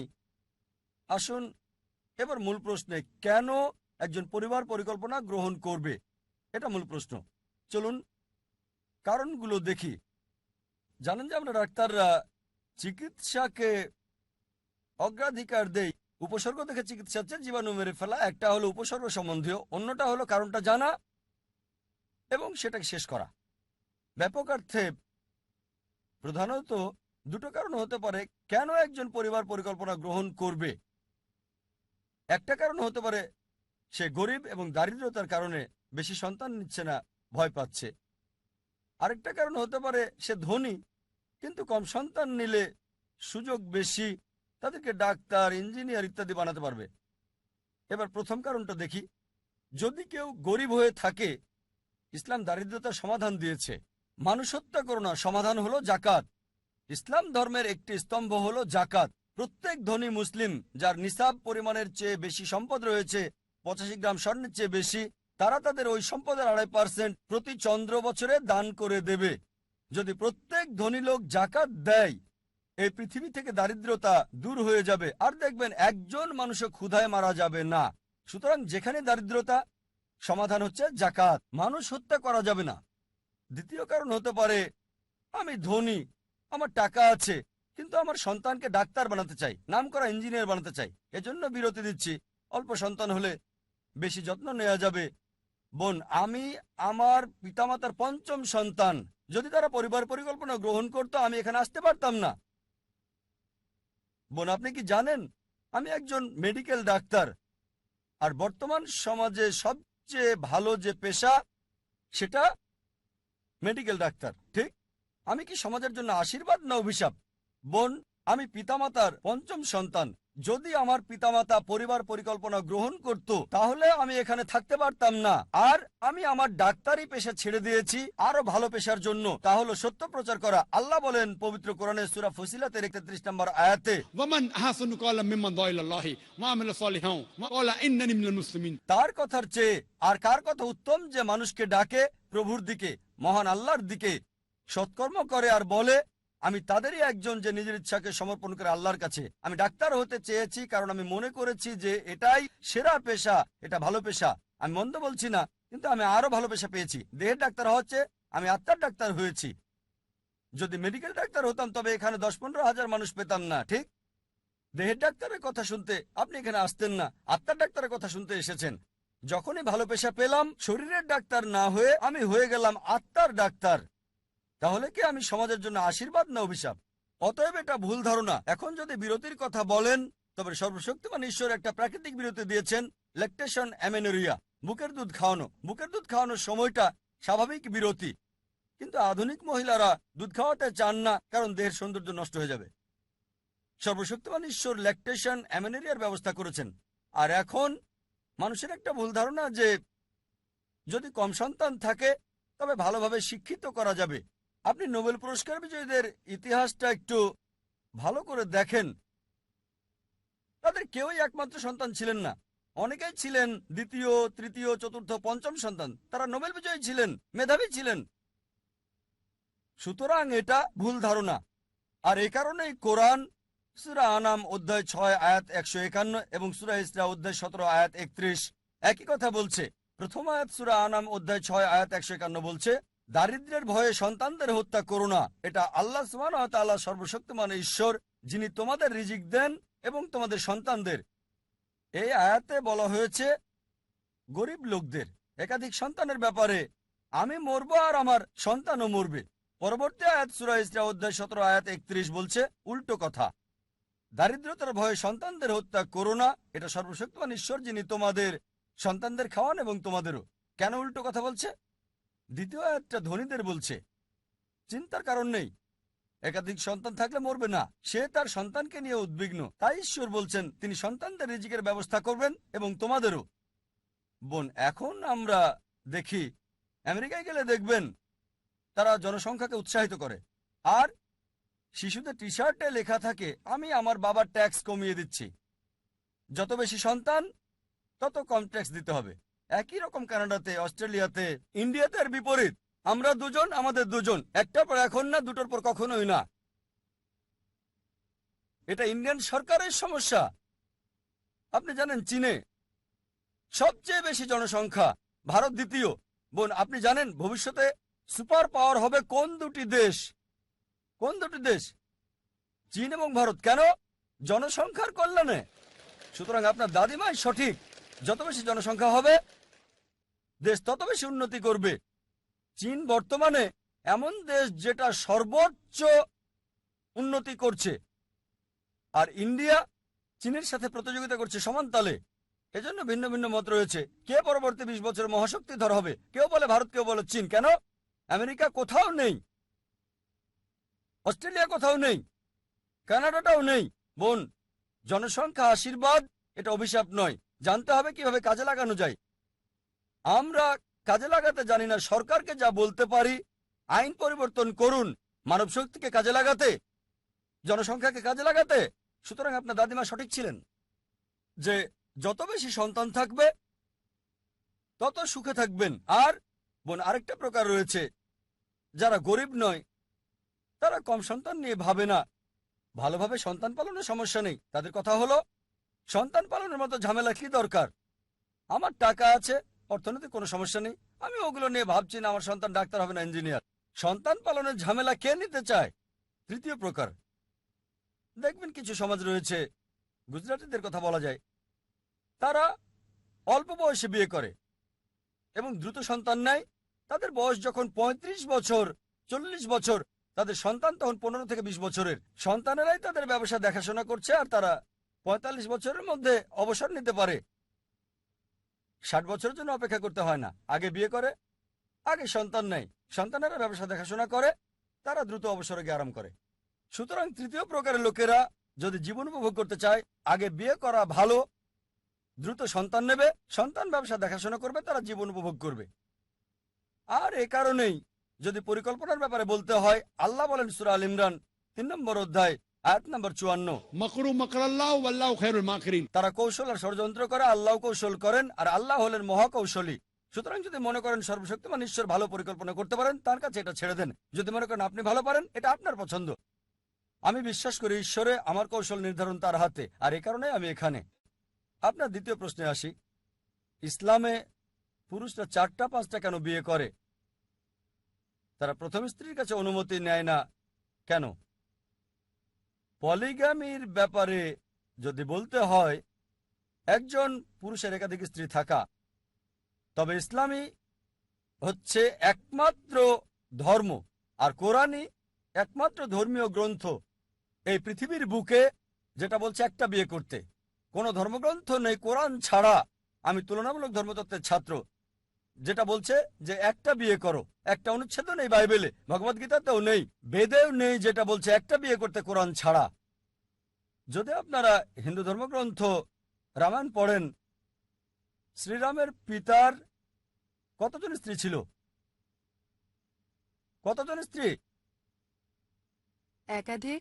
একাধিক, 3 জন। সুন্দর। শ্রীকৃষ্ণ মহাভারতের মতে তার কতজন স্ত্রী ছিল? অগণিত। অগণিত নয়, আপনি আপনার গ্রন্থ ভালোভাবে জানেন না। না।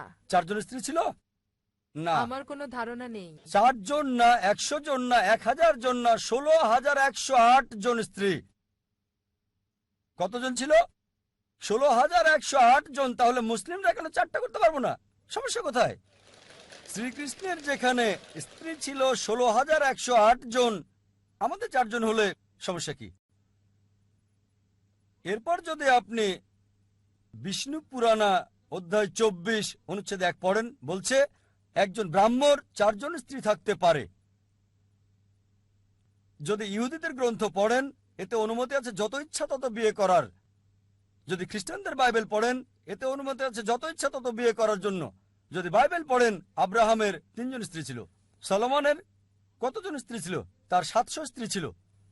পরবর্তীতে চার্চ নিষেধাজ্ঞা জারি করলো যে খ্রিস্টান একটা বিয়ে করবে, বাইবেল মানা করেনি। আর ইহুদি সম্প্রদায় একাধিক বিয়ে করত। এটা ছিল 1950 সালে, যখন চিফ রাবি সাইনড পাস করে যে ইহুদিরা একটা বিয়ে করবে। সুতরাং নিষেধ করেছে রাবি, ইহুদি গ্রন্থ না। আর হিন্দু ধর্মগ্রন্থ মতে যত ইচ্ছা বিয়ে করতে পারেন। ইন্ডিয়ান সরকার 1954 সালে একটা আইন পাশ করে যার নাম হিন্দু বিশেষ বিবাহ আইন। হিন্দু বিশেষ বিবাহ আইন বলছে হিন্দুর একটা বিয়ে করতে হবে। এটা ধর্মগ্রন্থ নয়, ভগবদ্গীতা নয়, রামায়ণ নয়, মহাভারত নয়, বেদ নয়, এটা হচ্ছে ইন্ডিয়ান পেনাল কোড। ইন্ডিয়ান সরকার একটা আইন পাশ করেছে 1954 সালে যে হিন্দুদের একটা বিয়ে করতে হবে। কিন্তু ইসলামে নারীর অবস্থান নাম জরিপের হিসেব অনুযায়ী যদি সরকারি পৃষ্ঠা 66-67 পড়েন, বলা হয়েছে মুসলিমরা বহুবিবাহ করে ভারতে কত পার্সেন্ট জানেন? 4.3%। কত? ভারতে 4.3% মুসলিম পুরুষ বহুবিবাহ করে। আর 1951 থেকে 1961 সালের পরিসংখ্যান মতে হিন্দু কত পার্সেন্ট? 5.06% বেশি ভারতীয় মুসলিমদের চেয়ে।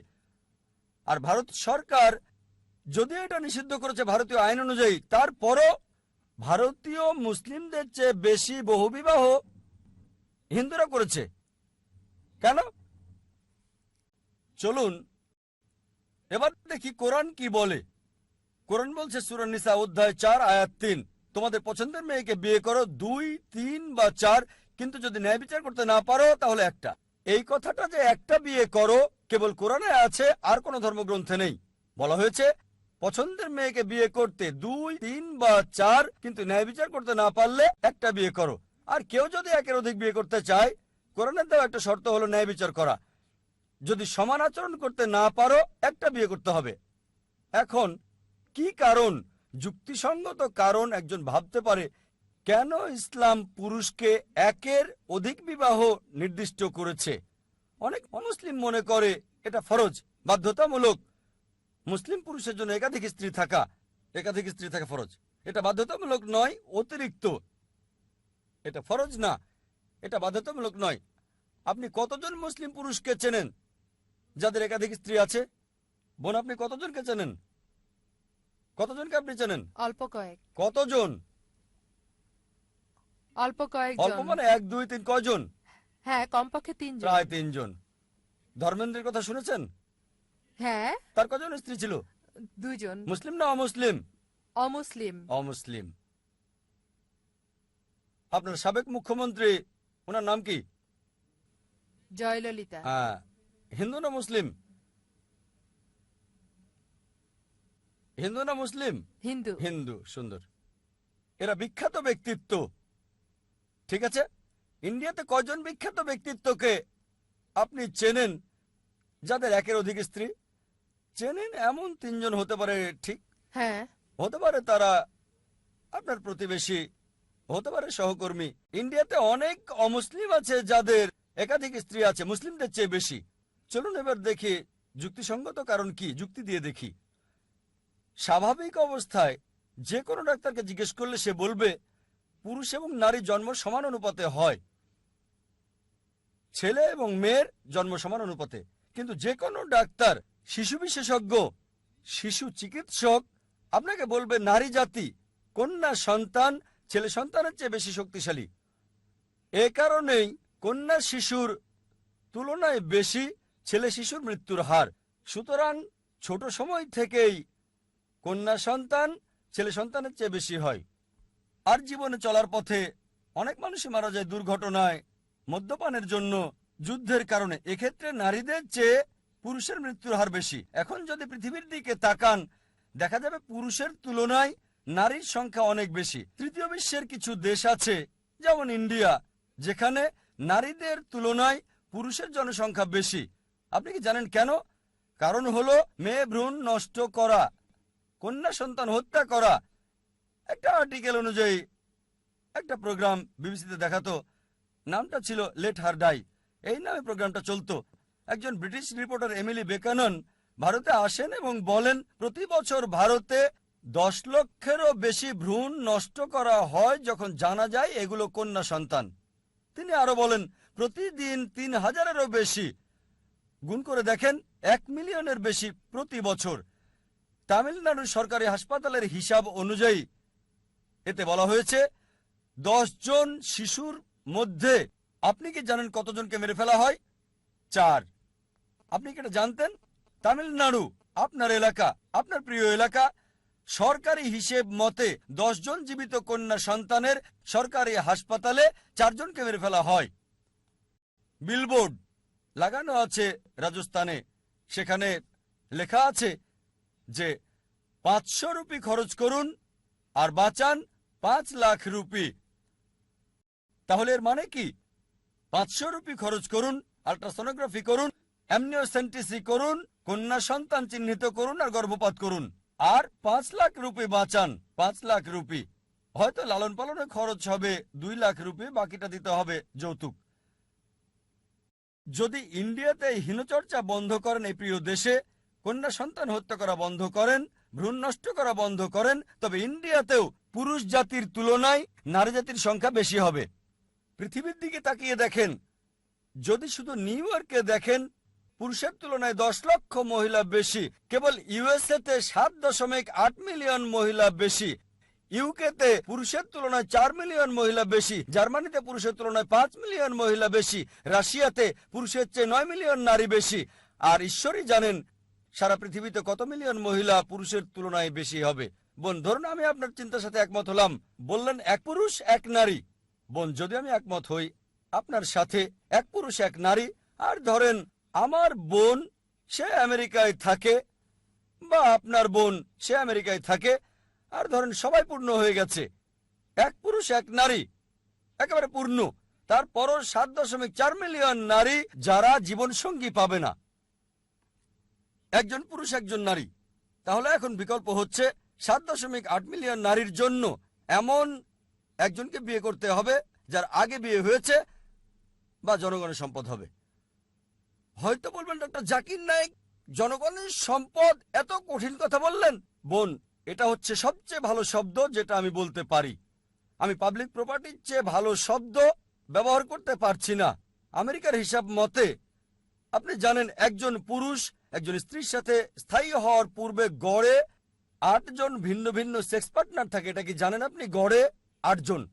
কারো একজন থাকতে পারে, কারো 10 জন থাকতে পারে, কারো 20 জন থাকতে পারে। একজনের সাথে স্থায়ী হওয়ার পূর্বে 8 জন। সুতরাং একমাত্র বিকল্প হচ্ছে যদি আমার বোন আমেরিকায় থাকে বা আপনার বোন আমেরিকায় থাকে আর তাকে এই সুযোগ দেওয়া হয়, ধরেন তখন সবাই পূর্ণ হয়ে গেছে, একজন পুরুষ একজন মেয়ে পেয়েছে নিজের জন্য। দুঃখজনকভাবে আমার বোন বা আপনার বোন তাদের একজন এমন হয়ে যায় যারা জীবনসঙ্গী পাচ্ছে না। তাদের জন্য একমাত্র পথ হয় এমন একজনকে বিয়ে করা যার স্ত্রী আছে বা জনগণের সম্পদ। যে কোনো ভদ্র মহিলা প্রথমটাই বেছে নেবেন। বোন, আপনার বোনের জন্য কোনটা চাইবেন? এমন কাউকে বিয়ে করা যার বউ আছে বা জনগণের সম্পদ? আমার বোনের এখনো বিয়ের সময় হয় নাই। যখন বড় হবে তখন যদি আমেরিকায় যায় বা আপনি আমেরিকায় যান, তার পছন্দ। আপনি কোনটা চাইবেন? একজন বড় বোন হিসেবে আপনি চাইবেন জনগণের সম্পদ হোক বা স্ত্রী আছে এমন কাউকে বিয়ে করা এবং সমান অধিকার পাওয়া? ইসলামে যদি দ্বিতীয় স্ত্রী থাকে সমান অধিকার নিশ্চিত করতে হবে। আমেরিকাতে জনগণের সম্পদের কোনো মূল্য নেই, সে অপমানিত, অসম্মানিত। ইসলামে তার সমান অধিকার রয়েছে, সম্মান রয়েছে। ছোট বোনের জন্য কোনটা চাইবেন যখন সে বড় হবে? অনেক সময় সত্য কথা বলা অনেক কঠিন, ঠিক না বোন? বিশেষ করে এমন অনুষ্ঠানে দর্শকের সামনে। আচ্ছা ঠিক আছে, আমি আপনার উত্তর পেয়ে গেছি। Thank you.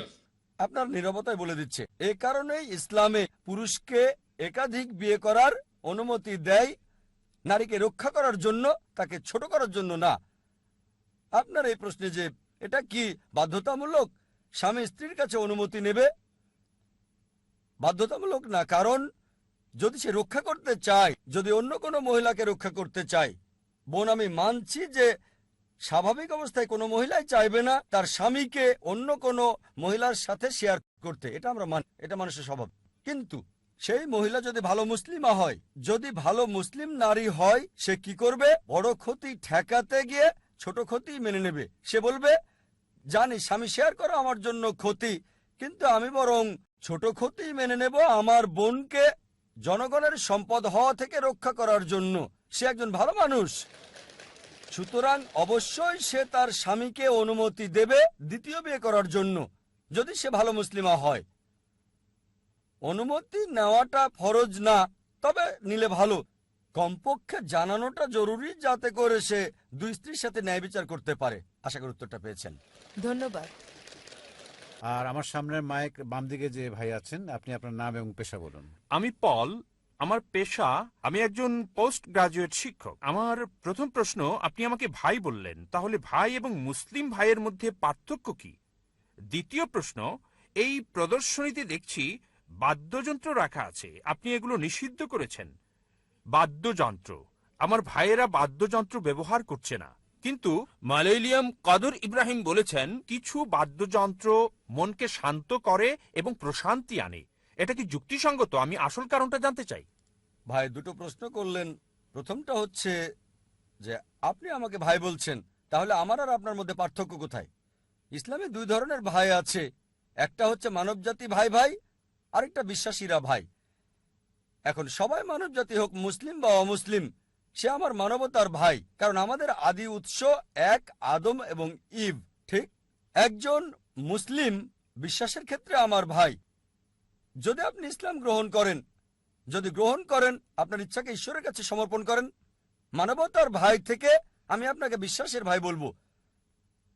যদি বলেন যে আমি আমার ইচ্ছাকে ঈশ্বরের কাছে সমর্পণ করতে চাই, আমি শান্তি পেতে চাই, এই ভাই থেকে আমি আপনাকে বিশ্বাসের ভাই বলবো। দুই ধরনের ভাই, মানবতার ভাই, ইমানের ভাই। দ্বিতীয় প্রশ্নে আসি। এখানে বাদ্যযন্ত্রের উপর একটা ক্রস দেখেছেন। কিছু কিছু বাদ্যযন্ত্র প্রশান্তি আনে, মনে নীরবতা আনে। কিছু মালয়েশিয়ানদের কথা আপনি বলেছেন, কেন এটা নিষিদ্ধ? যদি পড়েন নবীজি মুহাম্মদ সাল্লাল্লাহু আলাইহি ওয়াসাল্লামের অনেক হাদিস রয়েছে যেগুলো বাদ্যযন্ত্রকে নিষেধ করেছে। ডাফের অনুমতি দিয়েছেন। একদিকে খোলা ড্রাম, যেটা বাজানো যায় বিয়ে, ঈদ ইত্যাদিতে, কিন্তু অন্য সব বাদ্যযন্ত্রের ব্যাপারে তিনি নিষেধ করেছেন। কারণ হলো যে এই বাদ্যযন্ত্র মানুষকে সর্বশক্তিমান ঈশ্বরের কাছ থেকে দূরে নিয়ে যায়। এখন আমরা দেখি যে যেমন বাদ্যযন্ত্র, গিটার জাতীয়, বাঁশি, দেখবেন রক মিউজিকে মানুষ দুলতে থাকে, লোকজন মাতাল হয়ে যায়, কাপড় খুলে ফেলে, নাচতে থাকে। সিনেমার গান শুনবেন, সিনেমার গান দেখবেন এতে মিউজিক রয়েছে, এর কোনো মানেই নাই।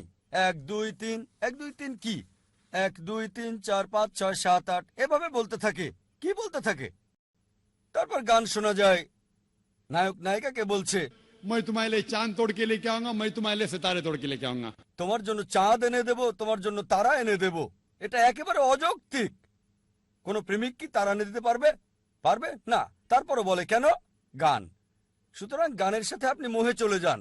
কি বলছে সেটা বুঝতে পারছেন না, বারবার বলে যাচ্ছেন। এটা আপনাকে সত্য থেকে দূরে নিয়ে যায়, সর্বশক্তিমান ঈশ্বর থেকে দূরে নিয়ে যায়। আর এই কারণে আমাদের নবীজি মুহাম্মদ সাল্লাল্লাহু আলাইহি সাল্লাম মদপান করতে নিষেধ করেছেন। এটার কিছু ভালো দিক থাকতে পারে, কিন্তু ক্ষতিই বেশি। যা কোরআন বলছে সূরা বাকারা অধ্যায় 2 আয়াত 219, যখন তারা নেশার ব্যাপারে মদ্যপানের বিষয়ে জিজ্ঞেস করে তাদের বলো ক্ষতি এবং উপকার উভয়ই আছে, তবে ক্ষতির পরিমাণ বেশি। মদের ক্ষেত্রে ডাক্তার হিসেবে আমি বলতে পারি, দেখবেন বিয়ার শরীরকে গরম রাখে।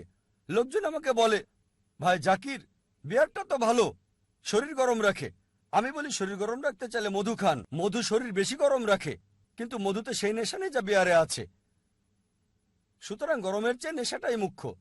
কিছু ভালো দিক আছে, তবে ক্ষতিই বেশি। একইভাবে গান বাজনাতেও ভালোর চেয়ে মন্দ বেশি।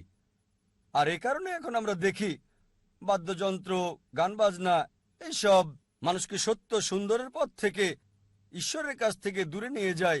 এজন্য আমাদের প্রিয় নবীজি সাল্লাল্লাহু আলাইহি সাল্লাম বাদ্যযন্ত্র নিষিদ্ধ করেছেন। আশা করি উত্তরটা পেয়েছেন।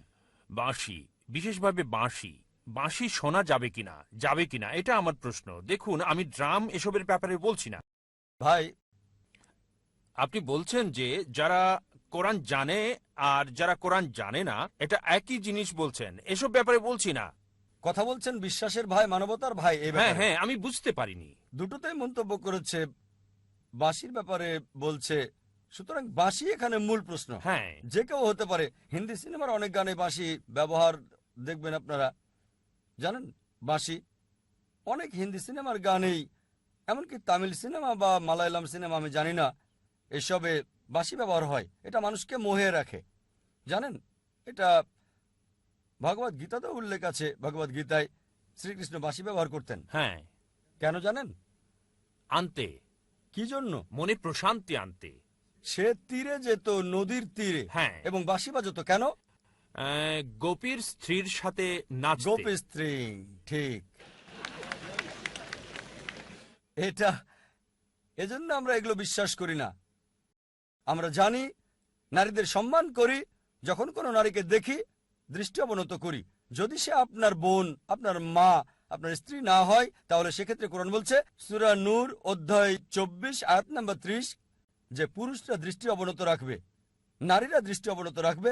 আমরা এইসব বিশ্বাস করি না যে গোপী স্ত্রী যা বললেন। আর এই সব কিছুই একজন মানুষকে সত্য থেকে দূরে নিয়ে যায়। এ কারণে হোক সেটা বাঁশি বা হোক গিটার বা অন্য কোনো বাদ্যযন্ত্র, এটা নিষিদ্ধ। আবার আপনার প্রথম প্রশ্নে আসি, কেন সবাইকে যারা কোরআন মানে বা মানে না তাদেরকে আমরা ভাই বলি না? ভাই, অনেক মানুষই আছে যারা বলে যে মুসলিম, কিন্তু কোরআন অনুসরণ করে না।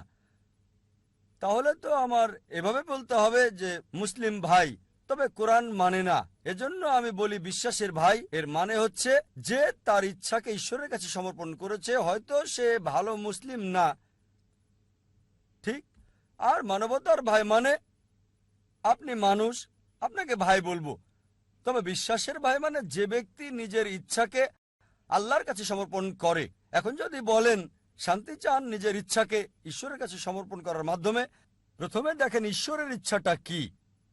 বেদ পড়েন, সর্বশক্তিমান ঈশ্বরের কথা বলা আছে, একজন নবী আসার কথা বলা আছে, তার নাম নবী মোহাম্মদ, শেষ এবং চূড়ান্ত বার্তা কোরআন। যদি এসবে বিশ্বাস করেন, আপনাকে বিশ্বাসের ভাই বলবো। মানবতার ভাইয়ের চেয়ে বিশ্বাসের ভাই আমার কাছে বেশি কাছের, তবে উভয় ভাই। আশা করি উত্তরটা পেয়েছেন। ধন্যবাদ স্যার। বাম দিকের পেছনের মাইক থেকে প্রশ্ন করুন প্লিজ। আমি বিক্রম, আমি একজন বক্তা। এটা আমার বন্ধুর প্রশ্ন হলো যে বকরিদে পশু জবাই করার পিছনে কি বিশেষ কোনো কারণ রয়েছে? এটা কি আল্লাহকে সন্তুষ্ট করে? কোনো বৈজ্ঞানিক কারণ আছে কি, যেমনটা ইসলামের অন্য ইবাদতে আছে, যেমন রোজা? ভাই, আপনি এখানে প্রশ্ন করলেন যে কেন, যুক্তিটা কি প্রাণী বকরি ঈদে জবাই করার, আর এটা কি আল্লাহকে সন্তুষ্ট করে?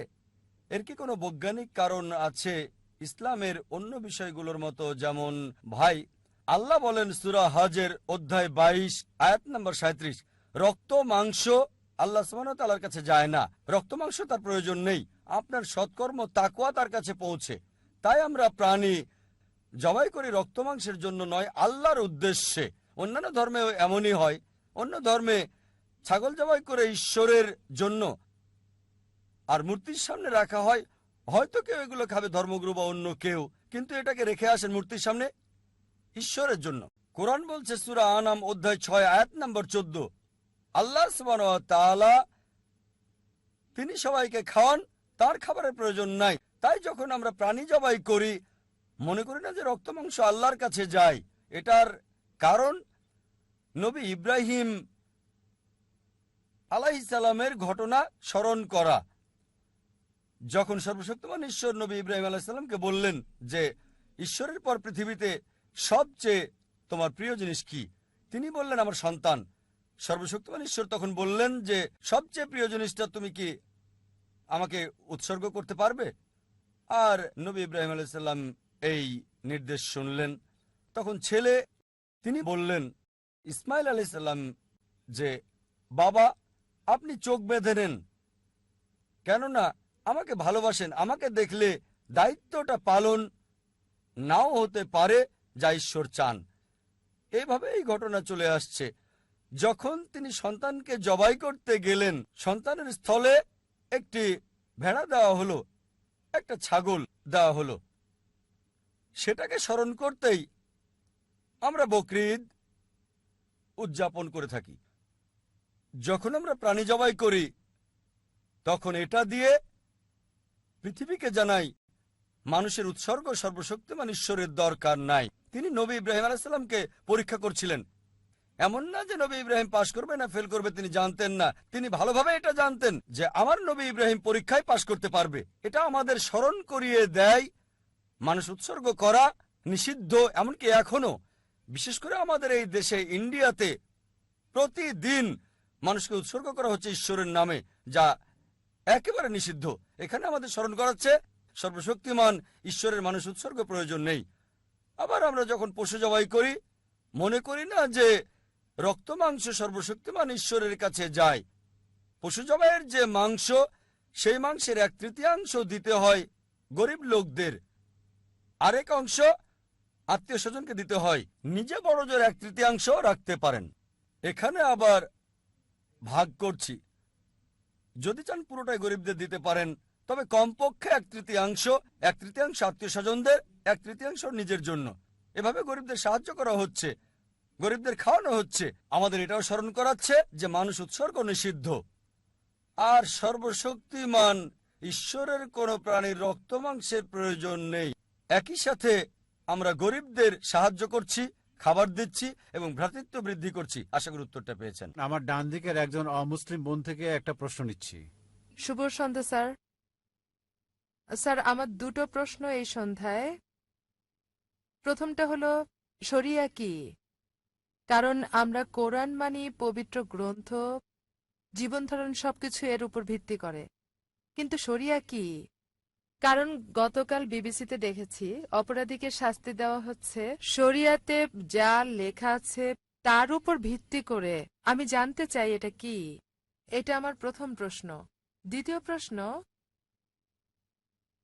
সাধারণত হিন্দু ধর্মে আমরা সবাই ধ্যান চর্চা করি, যার দ্বারা শ্লোক পাঠ করি, কোনো কিছুতে মনোযোগ দেই, যেমন আলো।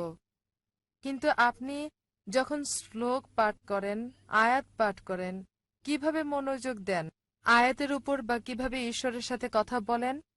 এটা আমার দ্বিতীয় প্রশ্ন, স্যার। বোন দুটো প্রশ্ন করলেন। প্রথম প্রশ্ন, তিনি জানতে চান শরিয়া কি। টিভিতে শুনেছেন যে শরিয়া অনুযায়ী। আর দ্বিতীয় প্রশ্ন হলো যে আমরা কিভাবে মনোযোগ দিয়ে থাকি যখন কোনো কিছুর উপাসনা করি, তিনি আলোতে মনোযোগ দেন, আমরা কিভাবে দেই। প্রথম প্রশ্নটা হচ্ছে শরিয়া কি। শরিয়া হচ্ছে বিচার ব্যবস্থা, কোরআন এবং সহিহ হাদিস ভিত্তিক। যখন বলি তুমি কি শরিয়া মেনে চলো, তার মানে তুমি কি কোরআন এবং সহিহ হাদিস মেনে চলো। যদি বলেন একটা বিধান যে শরিয়া অনুযায়ী, মানে কি শরিয়া মতে কি মদ পান করতে পারবো, আপনি যা বলছেন তা হলো বিধান সর্বশক্তিমান ঈশ্বর প্রদত্ত কোরআনে এবং সহিহ হাদিসে নবীজি মুহাম্মদ সাল্লাল্লাহু আলাইহি ওয়াসাল্লামের কথা। আমাদের নবীজি মুহাম্মদ সাল্লাল্লাহু আলাইহি ওয়াসাল্লাম যেভাবে বলে গেছেন। যদি বলেন বিধান কি শরিয়া মতে, তাহলে ঠিক আছে, মদ পান করতে পারবো। আমি বলবো শরিয়া মতে মদ পান নিষিদ্ধ, রেফারেন্স দিতে পারি আমি সূরা মাইদা অধ্যায় 5 আয়াত নাম্বার 90। সুতরাং শরিয়া হচ্ছে ইসলামের বিচার ব্যবস্থা পবিত্র কোরআন এবং নবীজির সহিহ হাদিসের উপর ভিত্তি করে। এবার আপনার দ্বিতীয় প্রশ্ন হলো, যখন আপনি কোনো প্রশংসা করেন আপনি আলোতে মনোযোগ দেন। যখন আপনি প্রশংসা করেন, আমরা কি করি? যখন আল্লাহর কাছে প্রার্থনা করি তখন যা করি সরাসরি ঈশ্বরের সাথে যোগাযোগ করি। আমরা প্রার্থনা সরাসরি ঈশ্বরের সাথে যুক্ত হটলাইন, সরাসরি যোগাযোগ। এক্ষেত্রে আমরা যা করি অর্থে মনোযোগ দিয়ে থাকি। আমরা প্রতিমূর্তিতে মনোযোগ দিই না, কারণ আমরা বিশ্বাস করি না যে ঈশ্বরের প্রতিমূর্তি আছে। এটা করার মানে আপনি ঈশ্বরকে ছোট করে দেখছেন। এখন চিন্তা করেন, আপনি ঈশ্বরে মনোযোগ দিচ্ছেন, সর্বশক্তিমান ঈশ্বরের মূর্তি বানাচ্ছেন, ঈশ্বরকে ছোট করছেন, মূর্তিতে সীমাবদ্ধ করছেন। ধরেন যদি মূর্তি পড়ে যায়, ভেঙে যায়, চিন্তা করেন যে নিজেকে সাহায্য করতে পারে না তাকে ঈশ্বর ভাবছেন। তাই আমরা ঈশ্বরকে ছোট করতে পারি না, ঈশ্বরকে গালমন্দ করতে পারি না। এজন্যই প্রার্থনা করার সময় আমরা সরাসরি প্রার্থনা করি, অর্থের দিকে মনোযোগ দিয়ে থাকি। এ কারণে স্বাভাবিকভাবে আমরা সালাত আদায় করি। আমি বলি নামাজে মনোযোগ দেওয়ার ভালো উপায় হলো অর্থ বোঝা আর অর্থে মনোনিবেশ করা। এভাবে নামাজ আদায় করি। যদি প্রার্থনা বলি, বাংলায় প্রার্থনা মানে সাহায্য চাওয়া, অর্থাৎ অনুগ্রহ চাওয়া, দয়া চাওয়া। আরবি শব্দ সালাহ, এটা দিয়ে শুধু প্রার্থনাই বোঝায় না, সালাতে সাহায্য চাওয়া ছাড়াও কৃতজ্ঞতা প্রকাশ করা আল্লাহর কাছে এবং প্রশংসা করা সর্বশক্তিমান ঈশ্বরের, একই সাথে সর্বশক্তিমান ঈশ্বরের কাছ থেকে নির্দেশনা পাওয়া সালাতে। যেমন ধরেন সালাত আদায়ের সময় সালাতের ইমাম সূরা ফাতিহা পড়ার পর পড়তে পারেন সূরা মাইদা অধ্যায় 5 আয়াত 90 বলছে, ইয়া আইয়ুহাল্লাযীনা আমানু, হে ঈমানদারেরা, ইন্নামাল খামরু ওয়াল মাইসিরু, নিশ্চয়ই মদ এবং জুয়া, ওয়াল আনযাবু ওয়াল আসলামু, মূর্তি পূজার বেদী, ভাগ্য নির্ধারণী তীর, রিজসুম মিন আমালি শাইতান, এই সব শয়তানের কাজ, ফাজতানিবু লাকুম তুফলিহুন, এগুলো থেকে বিরত থাকো যাতে সফল হতে পারো। এখানে কৃতজ্ঞতা প্রকাশ ছাড়াও, সাহায্য চাওয়া ছাড়াও আমরা নির্দেশনা পাচ্ছি, মদ পান করো না, জুয়া খেলো না, ভবিষ্যৎবাণী করবে না, মূর্তি পূজা করবে না। সালাতে আমরা পথ নির্দেশ পাচ্ছি আল্লাহ সুবহানাহু ওয়া তাআলার কাছ থেকে। এজন্য আমি বলি যে সালাহ একটি পন্থা ঈমানের প্রতি অনুশীলনের। এজন্য আমাদের নবীজি মুহাম্মদ সাল্লাল্লাহু আলাইহি সাল্লাম এবং আল্লাহ সুবহানাহু ওয়া তাআলা বলেছেন কমপক্ষে দৈনিক 5 বার নামাজ আদায় করতে। কারণ চারপাশে যত মন্দ কাজ আছে, যত নিন্দনীয় কাজগুলো আছে, যত পাপ দেখি, তাতে করে খুবই সম্ভাবনা আছে ক্ষতিগ্রস্ত হয়ে যাওয়ার। এজন্য আমরা নামাজ পড়তে থাকি। আমরা ঈমানের প্রতি অনুশীলন করে কমপক্ষে দৈনিক 5 বার আমরা ঈমানের প্রতি অনুশীলন করছি। তাই সালাহ প্রার্থনার চেয়ে অতি উত্তম। প্রার্থনা মানে সাহায্য চাওয়া ছাড়াও আমরা কৃতজ্ঞতা জানাই, ঈশ্বরের কাছ থেকে পথনির্দেশ পাচ্ছি যাতে করে সফল কাম হতে পারি। আপনি শরিয়া অনুসরণ করতে পারেন, সর্বশক্তিমান ঈশ্বরের কাছে নিজের ইচ্ছাকে সমর্পণ করতে পারেন। আশা করি উত্তরটা পেয়েছেন। ধন্যবাদ, স্যার। এখন প্রশ্ন করুন বাম দিক থেকে। আমি নন্দগোপাল, পেশায় সাংবাদিক। আমার প্রশ্ন হলো, অধিকাংশ ধর্মে ঈশ্বরের ধারণা আর সাদৃশ্য ইত্যাদি খোঁজার পরেও কেন কোনো শান্তি আসছে না? কেন পারস্পরিক সহনশীলতা আসছে না এসব ধর্মগুলোর মধ্যে? কিভাবে এসব বন্ধ করা যায়? স্বাভাবিকভাবে সহজ মনে হলেও আসলে কিন্তু কঠিন। কিন্তু আপনি একটা দৃষ্টিকোণ থেকে বলতে পারেন কিভাবে এটা থামানো যায় ব্যক্তি পর্যায়ে? ভাই খুব সুন্দর প্রশ্ন করলেন। এত মিল, এত সাদৃশ্য, এত একত্ব থাকা সত্ত্বেও পৃথিবীর বিভিন্ন ধর্মগুলোর মধ্যে কেন এত শত্রুতা? আমার মতে এক কথায় এটার জন্য দায়ী হচ্ছে ধর্মীয় নেতারা। এজন্য আমি বলি, যদি আপনার ধর্মকে জানতে চান, আপনার ধর্মগ্রন্থে আপনি ফিরে যান। কিন্তু দুঃখজনক হলো, ধর্মপুত্ররা নিজেদের প্রভাবকে ধরে রাখতে চায়। তারা সাধারণ মানুষকে ধর্মগ্রন্থ থেকে দূরে রাখতে চায়, কারণ জনগণ ধর্মগ্রন্থ পড়ে যদি সরাসরি অনুসরণ করে তাহলে তাদের কাছে কে যাবে? তাই সবচেয়ে ভালো উপায় ধর্মগ্রন্থে ফিরে যান, বোঝার চেষ্টা করেন এবং অনুসরণ করেন। আমরা দেখি, যদিও আমরা জানি সব প্রধান ধর্মই বলে যে ঈশ্বর এক, ঈশ্বরের কোনো প্রতিমূর্তি নেই, মূর্তি পূজা করা যাবে না, তারপরও দেখি অধিকাংশ ধর্মই ইসলাম ছাড়া মূর্তি পূজায় বিশ্বাস করে। কেন? কারণ হল, আমি একটা উদাহরণ দিচ্ছি। যদি একজন হিন্দু গুরুকে জিজ্ঞেস করেন যে বেদ পরিষ্কার করে স্পষ্ট করে বলছে ঈশ্বরের কোনো প্রতিমূর্তি নেই, সে আমাকে বলবে, হ্যাঁ হ্যাঁ ডাক্তার নায়েক, আমি জানি এটা পরিষ্কার নিষেধ, কিন্তু আসে। ঈশ্বরের প্রতিমূর্তি নাই উঁচু স্তরের লোকজনের জন্য, নিচু স্তরের লোকজনের জন্য মনোনিবেশ করার জন্য মূর্তি প্রয়োজন। আমি বলি, এটা কোথায় আছে? বলবে, না না না, এটা আমাদের মতবাদ, নিজস্ব মতবাদ। ধর্মীয় গুরুরা নিজস্ব মতবাদ নিয়ে আসে আর বলে মনোনিবেশ করার জন্য মূর্তি দরকার। আমি আপনার সাথে একমত। তারা বলে, ডক্টর নায়েক, বেদ মূর্তি পূজার বিরোধী, বেদ সর্বশক্তিমান ঈশ্বরের প্রতিমূর্তির বিরোধী, কিন্তু সেটা উঁচু স্তরের লোকজনের জন্য। আর আমি তাদের বলি, প্রিয় পণ্ডিতজি, প্রিয় স্বামীজি, আমরা মুসলিমরা ইতিমধ্যে উঁচু স্তরে পৌঁছে গেছি, আমাদের মূর্তি দরকার হয় না। সুতরাং এই অবস্থায় আমাদের যা দরকার, অধিকাংশ ধর্মগুরু বা ধর্মপ্রচারক বা পণ্ডিত অধিকাংশ ধর্মের একই কাজ করে, যা আমি আপনাদের পরিষ্কার করে বলেছি। যীশু খ্রিস্ট বা ঈসা আলাইহিস সালাম কখনোই নিজেকে ঈশ্বর দাবি করেননি। তারপরও দেখবেন যে পাদ্রীরা বিশ্বাস করতে বলছে যে যীশু খ্রিস্ট আপনার পাপের জন্য মৃত্যুবরণ করেছিলেন, আপনি মুক্তি পাবেন। যীশু খ্রিস্ট বা ঈসা আলাইহিস সালাম কোথায় এটা বলেছেন? আমরা যা দেখি। আর এজন্য আমি হিন্দুদের বলি, বেদে ফিরে যান। খ্রিস্টানকে বলি, আপনারা গ্রন্থে ফিরে যান। আমি জানি পার্থক্যও রয়েছে, আমি বলছি না ধর্মগুলোতে কোনো পার্থক্য নেই। আমি বড় একটা লেকচার দিতে পারবো পার্থক্যগুলো নিয়ে, ইসলাম, হিন্দু এবং খ্রিস্টান ধর্মের। তবে আমি যা বলি, সকল মানুষকে কমপক্ষে একটা গ্রন্থকে 100 ঈশ্বরের বাণী বলে আপনারা বিশ্বাস করে নিন। অধিকাংশ মানুষেরই এটা মানতে কোনো সমস্যা হবে না। হিন্দুরা বলবে, আমাদের কোনো সমস্যা নেই বেদকে ঈশ্বরের বাণী বলে মানতে। খ্রিস্টানরা বলবে, কোনো সমস্যা নেই বাইবেলকে শতভাগ ঈশ্বরের বাণী বলে মানতে। মুসলিমরা বলবে, কোনো সমস্যা নেই কোরআনকে ঈশ্বরের বাণী বলে মানতে। তখন আমি বলি, চলুন আমরা কমপক্ষে এই গ্রন্থগুলোর কমন বিষয়গুলো মেনে চলি, পার্থক্যগুলো নিয়ে পরে দেখা যাবে। অন্তত কমন বিষয়গুলো মানার ব্যাপারে একমত হই। আমার বক্তব্যে কমন বিষয়গুলো আনার চেষ্টা করি আমি, এবং তুলে ধরি সব প্রধান ধর্মগ্রন্থগুলো, হোক সেটা হিন্দুইজম, ক্রিশ্চিয়ানিটি, জুডাইজম, পার্সিজম, শিখিজম, ইসলাম, সবগুলোই বলছে ঈশ্বর এক, তার কোনো মূর্তি নেই, তাকে কেউ জন্ম দেয়নি, তার কোনো পিতামাতা নেই। চলুন এক ঈশ্বরের উপাসনা করি।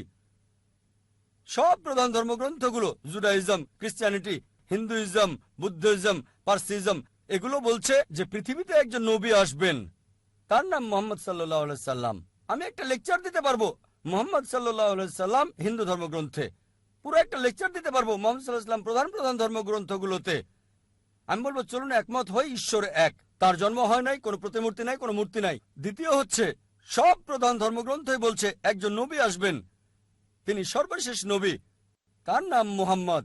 এটা উল্লেখ আছে বাইবেলে, গসপেল অফ জন 16 নম্বর অধ্যায়, অনুচ্ছেদ 12 থেকে 14। যীশু খ্রিস্ট ভাই সাল্লাল্লাহু আলাইহি সাল্লাম বলেছেন, আমার অনেক কিছু বলার আছে, কিন্তু তোমরা সব সহ্য করতে পারবে না। তার জন্য যখন সত্যের আত্মা আসবেন, তিনি তোমাদের পথ দেখাবেন। তিনি নিজে কিছু বলবেন না, যা শুনবেন তাই বলবেন। তিনি আমাকে সম্মানিত করবেন। নিউ টেস্টামেন্ট নবীজি মুহাম্মদ সাল্লাল্লাহু আলাইহি সাল্লাম সম্পর্কে বলছেন। Old testament book of Deuteronomy অধ্যায় 18 অনুচ্ছেদ 18 মুহাম্মদ সাল্লাল্লাহু আলাইহি সাল্লামের আগমনের কথা বলছে। বুক অফ ডিউটোরনমি অধ্যায় 18 অনুচ্ছেদ 19 মুহাম্মদ সাল্লাল্লাহু আলাইহি সাল্লাম সম্পর্কে বলছে। বুক অফ আইজায়া অধ্যায় 29 অনুচ্ছেদ 12 নবীজি মুহাম্মদ সাল্লাল্লাহু আলাইহি সাল্লামের আগমনের কথা বলছে। বুক অফ সলোমন অধ্যায় 5 অনুচ্ছেদ 16 ওল্ড টেস্টামেন্টে নবীজি মুহাম্মদ সাল্লাল্লাহু আলাইহি সাল্লাম সম্পর্কে বলা হয়েছে। নিউ টেস্টামেন্টে গসপেল অফ জন অধ্যায় 14 অনুচ্ছেদ 16, গসপেল অফ জন অধ্যায় 15 অনুচ্ছেদ 26, গসপেল অফ জন অধ্যায় 16 অনুচ্ছেদ 7, গসপেল অফ জন অধ্যায় 16 অনুচ্ছেদ 12 থেকে 14। এগুলো সব মুহাম্মদ সাল্লাল্লাহু আলাইহি সাল্লামের আসার ব্যাপারে বলছে। আমি হিন্দু ধর্মগ্রন্থ থেকেও বলতে পারি। যদি আপনি হিন্দু ধর্মগ্রন্থ ভবিষ্যৎ পুরাণা পড়েন, পর্ব 3 খণ্ড 3 অধ্যায় 3 5 থেকে 8 নম্বর শ্লোক, ভবিষ্যৎ পুরাণা পর্ব 3 খণ্ড 3 অধ্যায় 3 শ্লোক 10 থেকে 27 নবীজি মুহাম্মদ সাল্লাল্লাহু আলাইহি সাল্লাম সম্পর্কে বলছে। অথর্ববেদ মুহাম্মদ সাল্লাল্লাহু আলাইহি সাল্লাম সম্পর্কে বলছে। ঋগ্বেদ মুহাম্মদ সাল্লাল্লাহু আলাইহি সাল্লাম সম্পর্কে বলছে। একটা লেকচার দেওয়া যাবে। আর কল্কি পুরাণায় কল্কি অবতার আসার কথা বলা হয়েছে। বলা হয়েছে তার বাবার নাম হবে বিষ্ণু ইয়াস, মানে ঈশ্বরের ভৃত্য। আরবিতে আব্দুল্লাহ, যা নবীজি মুহাম্মদ সাল্লাল্লাহু আলাইহি সাল্লামের বাবার নাম। তার মায়ের নাম হবে সুমতি, যার অর্থ শান্ত, নীরব, শান্তি। আরবিটার নাম আমিনা, যা নবীজি মুহাম্মদ সাল্লাল্লাহু আলাইহি সাল্লামের মায়ের নাম। বলা হয়েছে তার জন্ম হবে মাধব মাসের 12 তারিখে, মানে 12ই রবিউল আউয়াল। আরো বলা হয়েছে তার 4 জন সহচর থাকবে, মানে প্রথম 4 খলিফায়ে রাশিদিন। বলা হয়েছে তিনি জন্মগ্রহণ করবেন শান্তির শহর মক্কায়। আরো বলা হয়েছে তার জন্ম হবে মক্কার প্রধান গোত্রে। এভাবে আরো আরো আরো, এটা অন্য কাউকে নয়, সর্বশেষ এবং চূড়ান্ত নবী মুহাম্মদ সাল্লাল্লাহু আলাইহি ওয়াসাল্লামকে বোঝাচ্ছে। আমি বলি পার্থক্যগুলো দূরে রেখে আসুন একমত হই, যা common. Hinduism, Christianity, Judaism, Parsism, Buddhism এবং ইসলামে আছে ঈশ্বর এক। তাকে কেউ জন্ম দেয়নি, তার কোনো প্রতিমূর্তি নেই, তারই উপাসনা করা অন্য কারো নয়। সর্বশেষ এবং চূড়ান্ত নবী হলেন মুহাম্মদ সাল্লাল্লাহু আলাইহি সাল্লাম। যদি আপনি কমন বিষয়ে একমত হন, তার ধর্ম মানেন, সবাই এক হয়ে যাব। কিন্তু সেই সব লোক যারা ধর্মের ঠিকাদার মানে ধর্মের প্রচারক, তারা তাদের ক্ষমতা হারাতে চায় না। তাই তারা সাধারণ অনুসারীদের ধর্মগ্রন্থ পড়তে নিষেধ করে। বিশ্বাস করুন, হিন্দুদের ক্ষেত্রে আমার কোনো সমস্যা নেই, কারণ তারা আমাকে ভালোবাসে, সম্মান করে। বিশ্বাস করুন, মানুষ সাধারণত ধর্মের ব্যাপারে কথা বলা পবিত্র মনে করে। আমি এটা পছন্দ করি। আর অমুসলিমরা আমাকে সম্মান করে অনেক ক্ষেত্রে মুসলিমদের চেয়েও বেশি। যখন এয়ারপোর্টে কাস্টমস পার হই, অমুসলিম কাস্টম অফিসার বলে, জাকির নায়েক, যাহা বলিব সত্য বলিব, সত্য বই মিথ্যা বলিব না। সে সত্য বলছে, একেবারেই সত্য, যেহেতু আমি কোর্টে শপথ গ্রহণ করেছি। সুতরাং আমরা যা বুঝি সত্য বলতে হবে। এজন্য আপনার সাথে একমত ভাই। অসহিষ্ণুতার পার্থক্যের কারণ হলো ধর্মীয় ওই গুরুরা, ধর্মীয় নেতারা।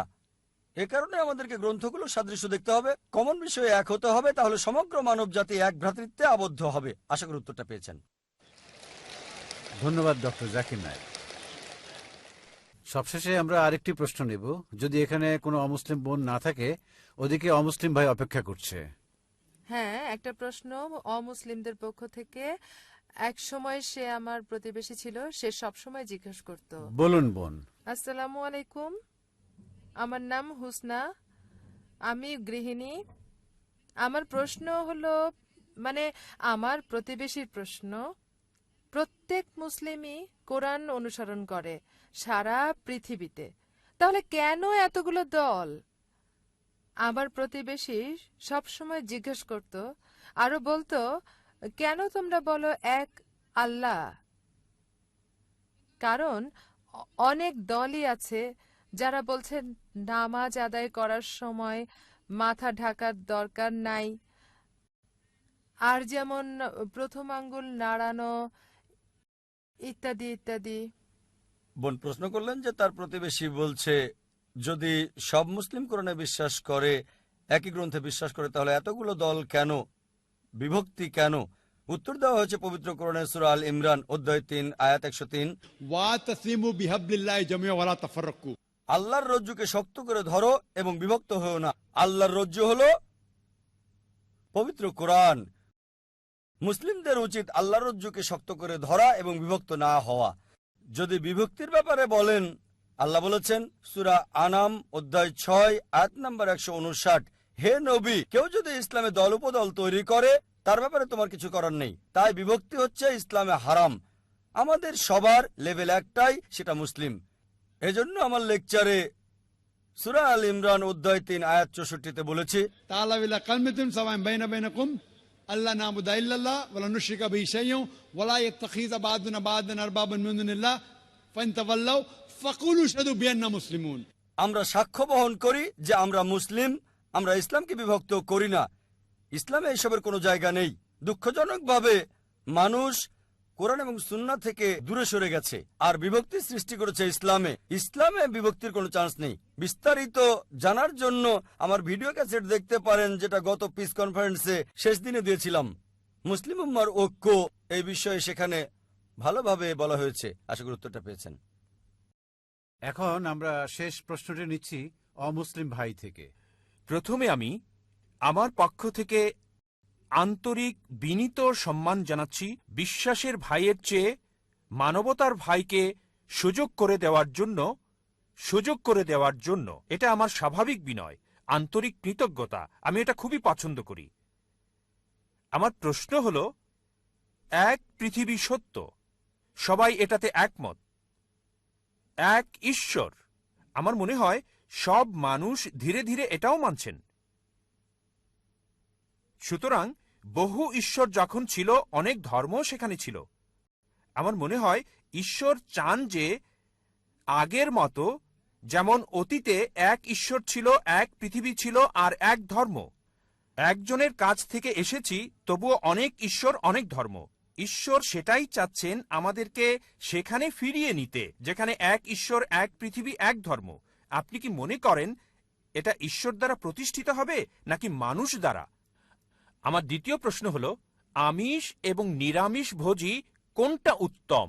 ভাই দুটো প্রশ্ন করলেন। প্রথমটা হলো, আগে এক ঈশ্বর, এক ধর্ম, এক পৃথিবী ছিল, এখন এক পৃথিবী, বহু ঈশ্বর, অনেক ধর্ম। কিভাবে এক ঈশ্বর, এক পৃথিবী, এক ধর্মে আমরা ফিরে যেতে পারি? এটা আরো এমন পিস এক্সিবিশন, এমন আরো কাজ, এমন আরো আলোচনার মাধ্যমে এটা হতে পারে প্রধান ধর্মগুলোতে ঈশ্বরের ধারণা। আর আমাদের শুধু এরকম আলোচনা করলেই হবে না, আলোচনার পর মানুষকে এটা বাস্তবায়ন করতে হবে।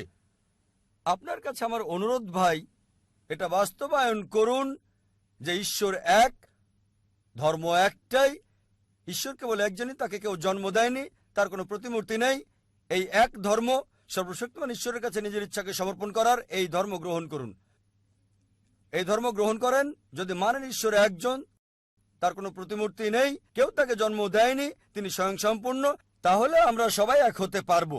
অন্যথায় শুধু আলোচনা করলেই হবে না, মানুষকে সত্য গ্রহণ করতে হবে, এর বাস্তবায়ন করতে হবে। তাই আমার অনুরোধ ভাই, আপনি শান্তি এবং সর্বশক্তিমান ঈশ্বরের একত্বের এই ধর্ম গ্রহণ করুন, নিজের ইচ্ছাকে সর্বশক্তিমান ঈশ্বরের কাছে সমর্পণ করুন। আপনার দ্বিতীয় প্রশ্নে আসি, কে উত্তম, একজন আমিষভোজী নাকি নিরামিষভোজী? আমি বলবো এটা কোনো পার্থক্য তৈরি করে না একজন আমিষভোজী না নিরামিষভোজী। যে ব্যক্তি ঈশ্বরের ইচ্ছা গ্রহণ করে সেই হচ্ছে উত্তম মানুষ, হোক সে আমিষভোজী বা নিরামিষভোজী। ইসলামে এটা জরুরি না যে কাউকে নিরামিষভোজী হতেই হবে। আমার বিতর্ক আলোচনায় বলেছি, আমিষভোজী হয়ে একজন ভালো মুসলিম হতে পারে, নিরামিষভোজী হওয়া ইসলামে জরুরি না। আর কেন একজন মানুষের আমিষভোজী হওয়া উচিত এ বিষয়ে একটা লেকচার দিয়েছি। একটা বিতর্ক করেছে একজন জৈনের সাথে, বিষয় ছিল আমিষ জাতীয় খাবার অনুমোদিত নাকি নিষিদ্ধ। এখন আপনার প্রশ্নে আসি যে কে উত্তম। কোরআন বলছে যার রয়েছে তাকওয়া, সূরা হুজরাত অধ্যায় 49 আয়াত 13 বলছে, يا أيها الناس إنا خلقناكم من ذكر وأنثى وجعلناكم شعوبا وقبائل لتعارفوا إن أكرمكم عند الله أتقاكم إن الله عليم خبير। হে মানুষ, আমি তোমাদের সৃষ্টি করেছি একজোড়া নারী এবং পুরুষ থেকে এবং জাতীয় গোত্রে বিভক্ত করেছি, যাতে একে অন্যকে তোমরা চিনতে পারো, একে অন্যকে নিন্দা করবে না। সর্বশক্তিমান ঈশ্বরের কাছে সেই ব্যক্তি সম্মানিত যার রয়েছে তাকওয়া। সুতরাং একমাত্র পথ হচ্ছে উত্তম হওয়ার, যার রয়েছে তাকওয়া, আত্মসমর্পণ, আল্লাহ তাআলার ভয়। অন্যথায় আমিষ খেলেও যতক্ষণ সর্বশক্তিমান ঈশ্বরের নির্দেশের মধ্যে থাকবেন আপনার পাপ হবে না।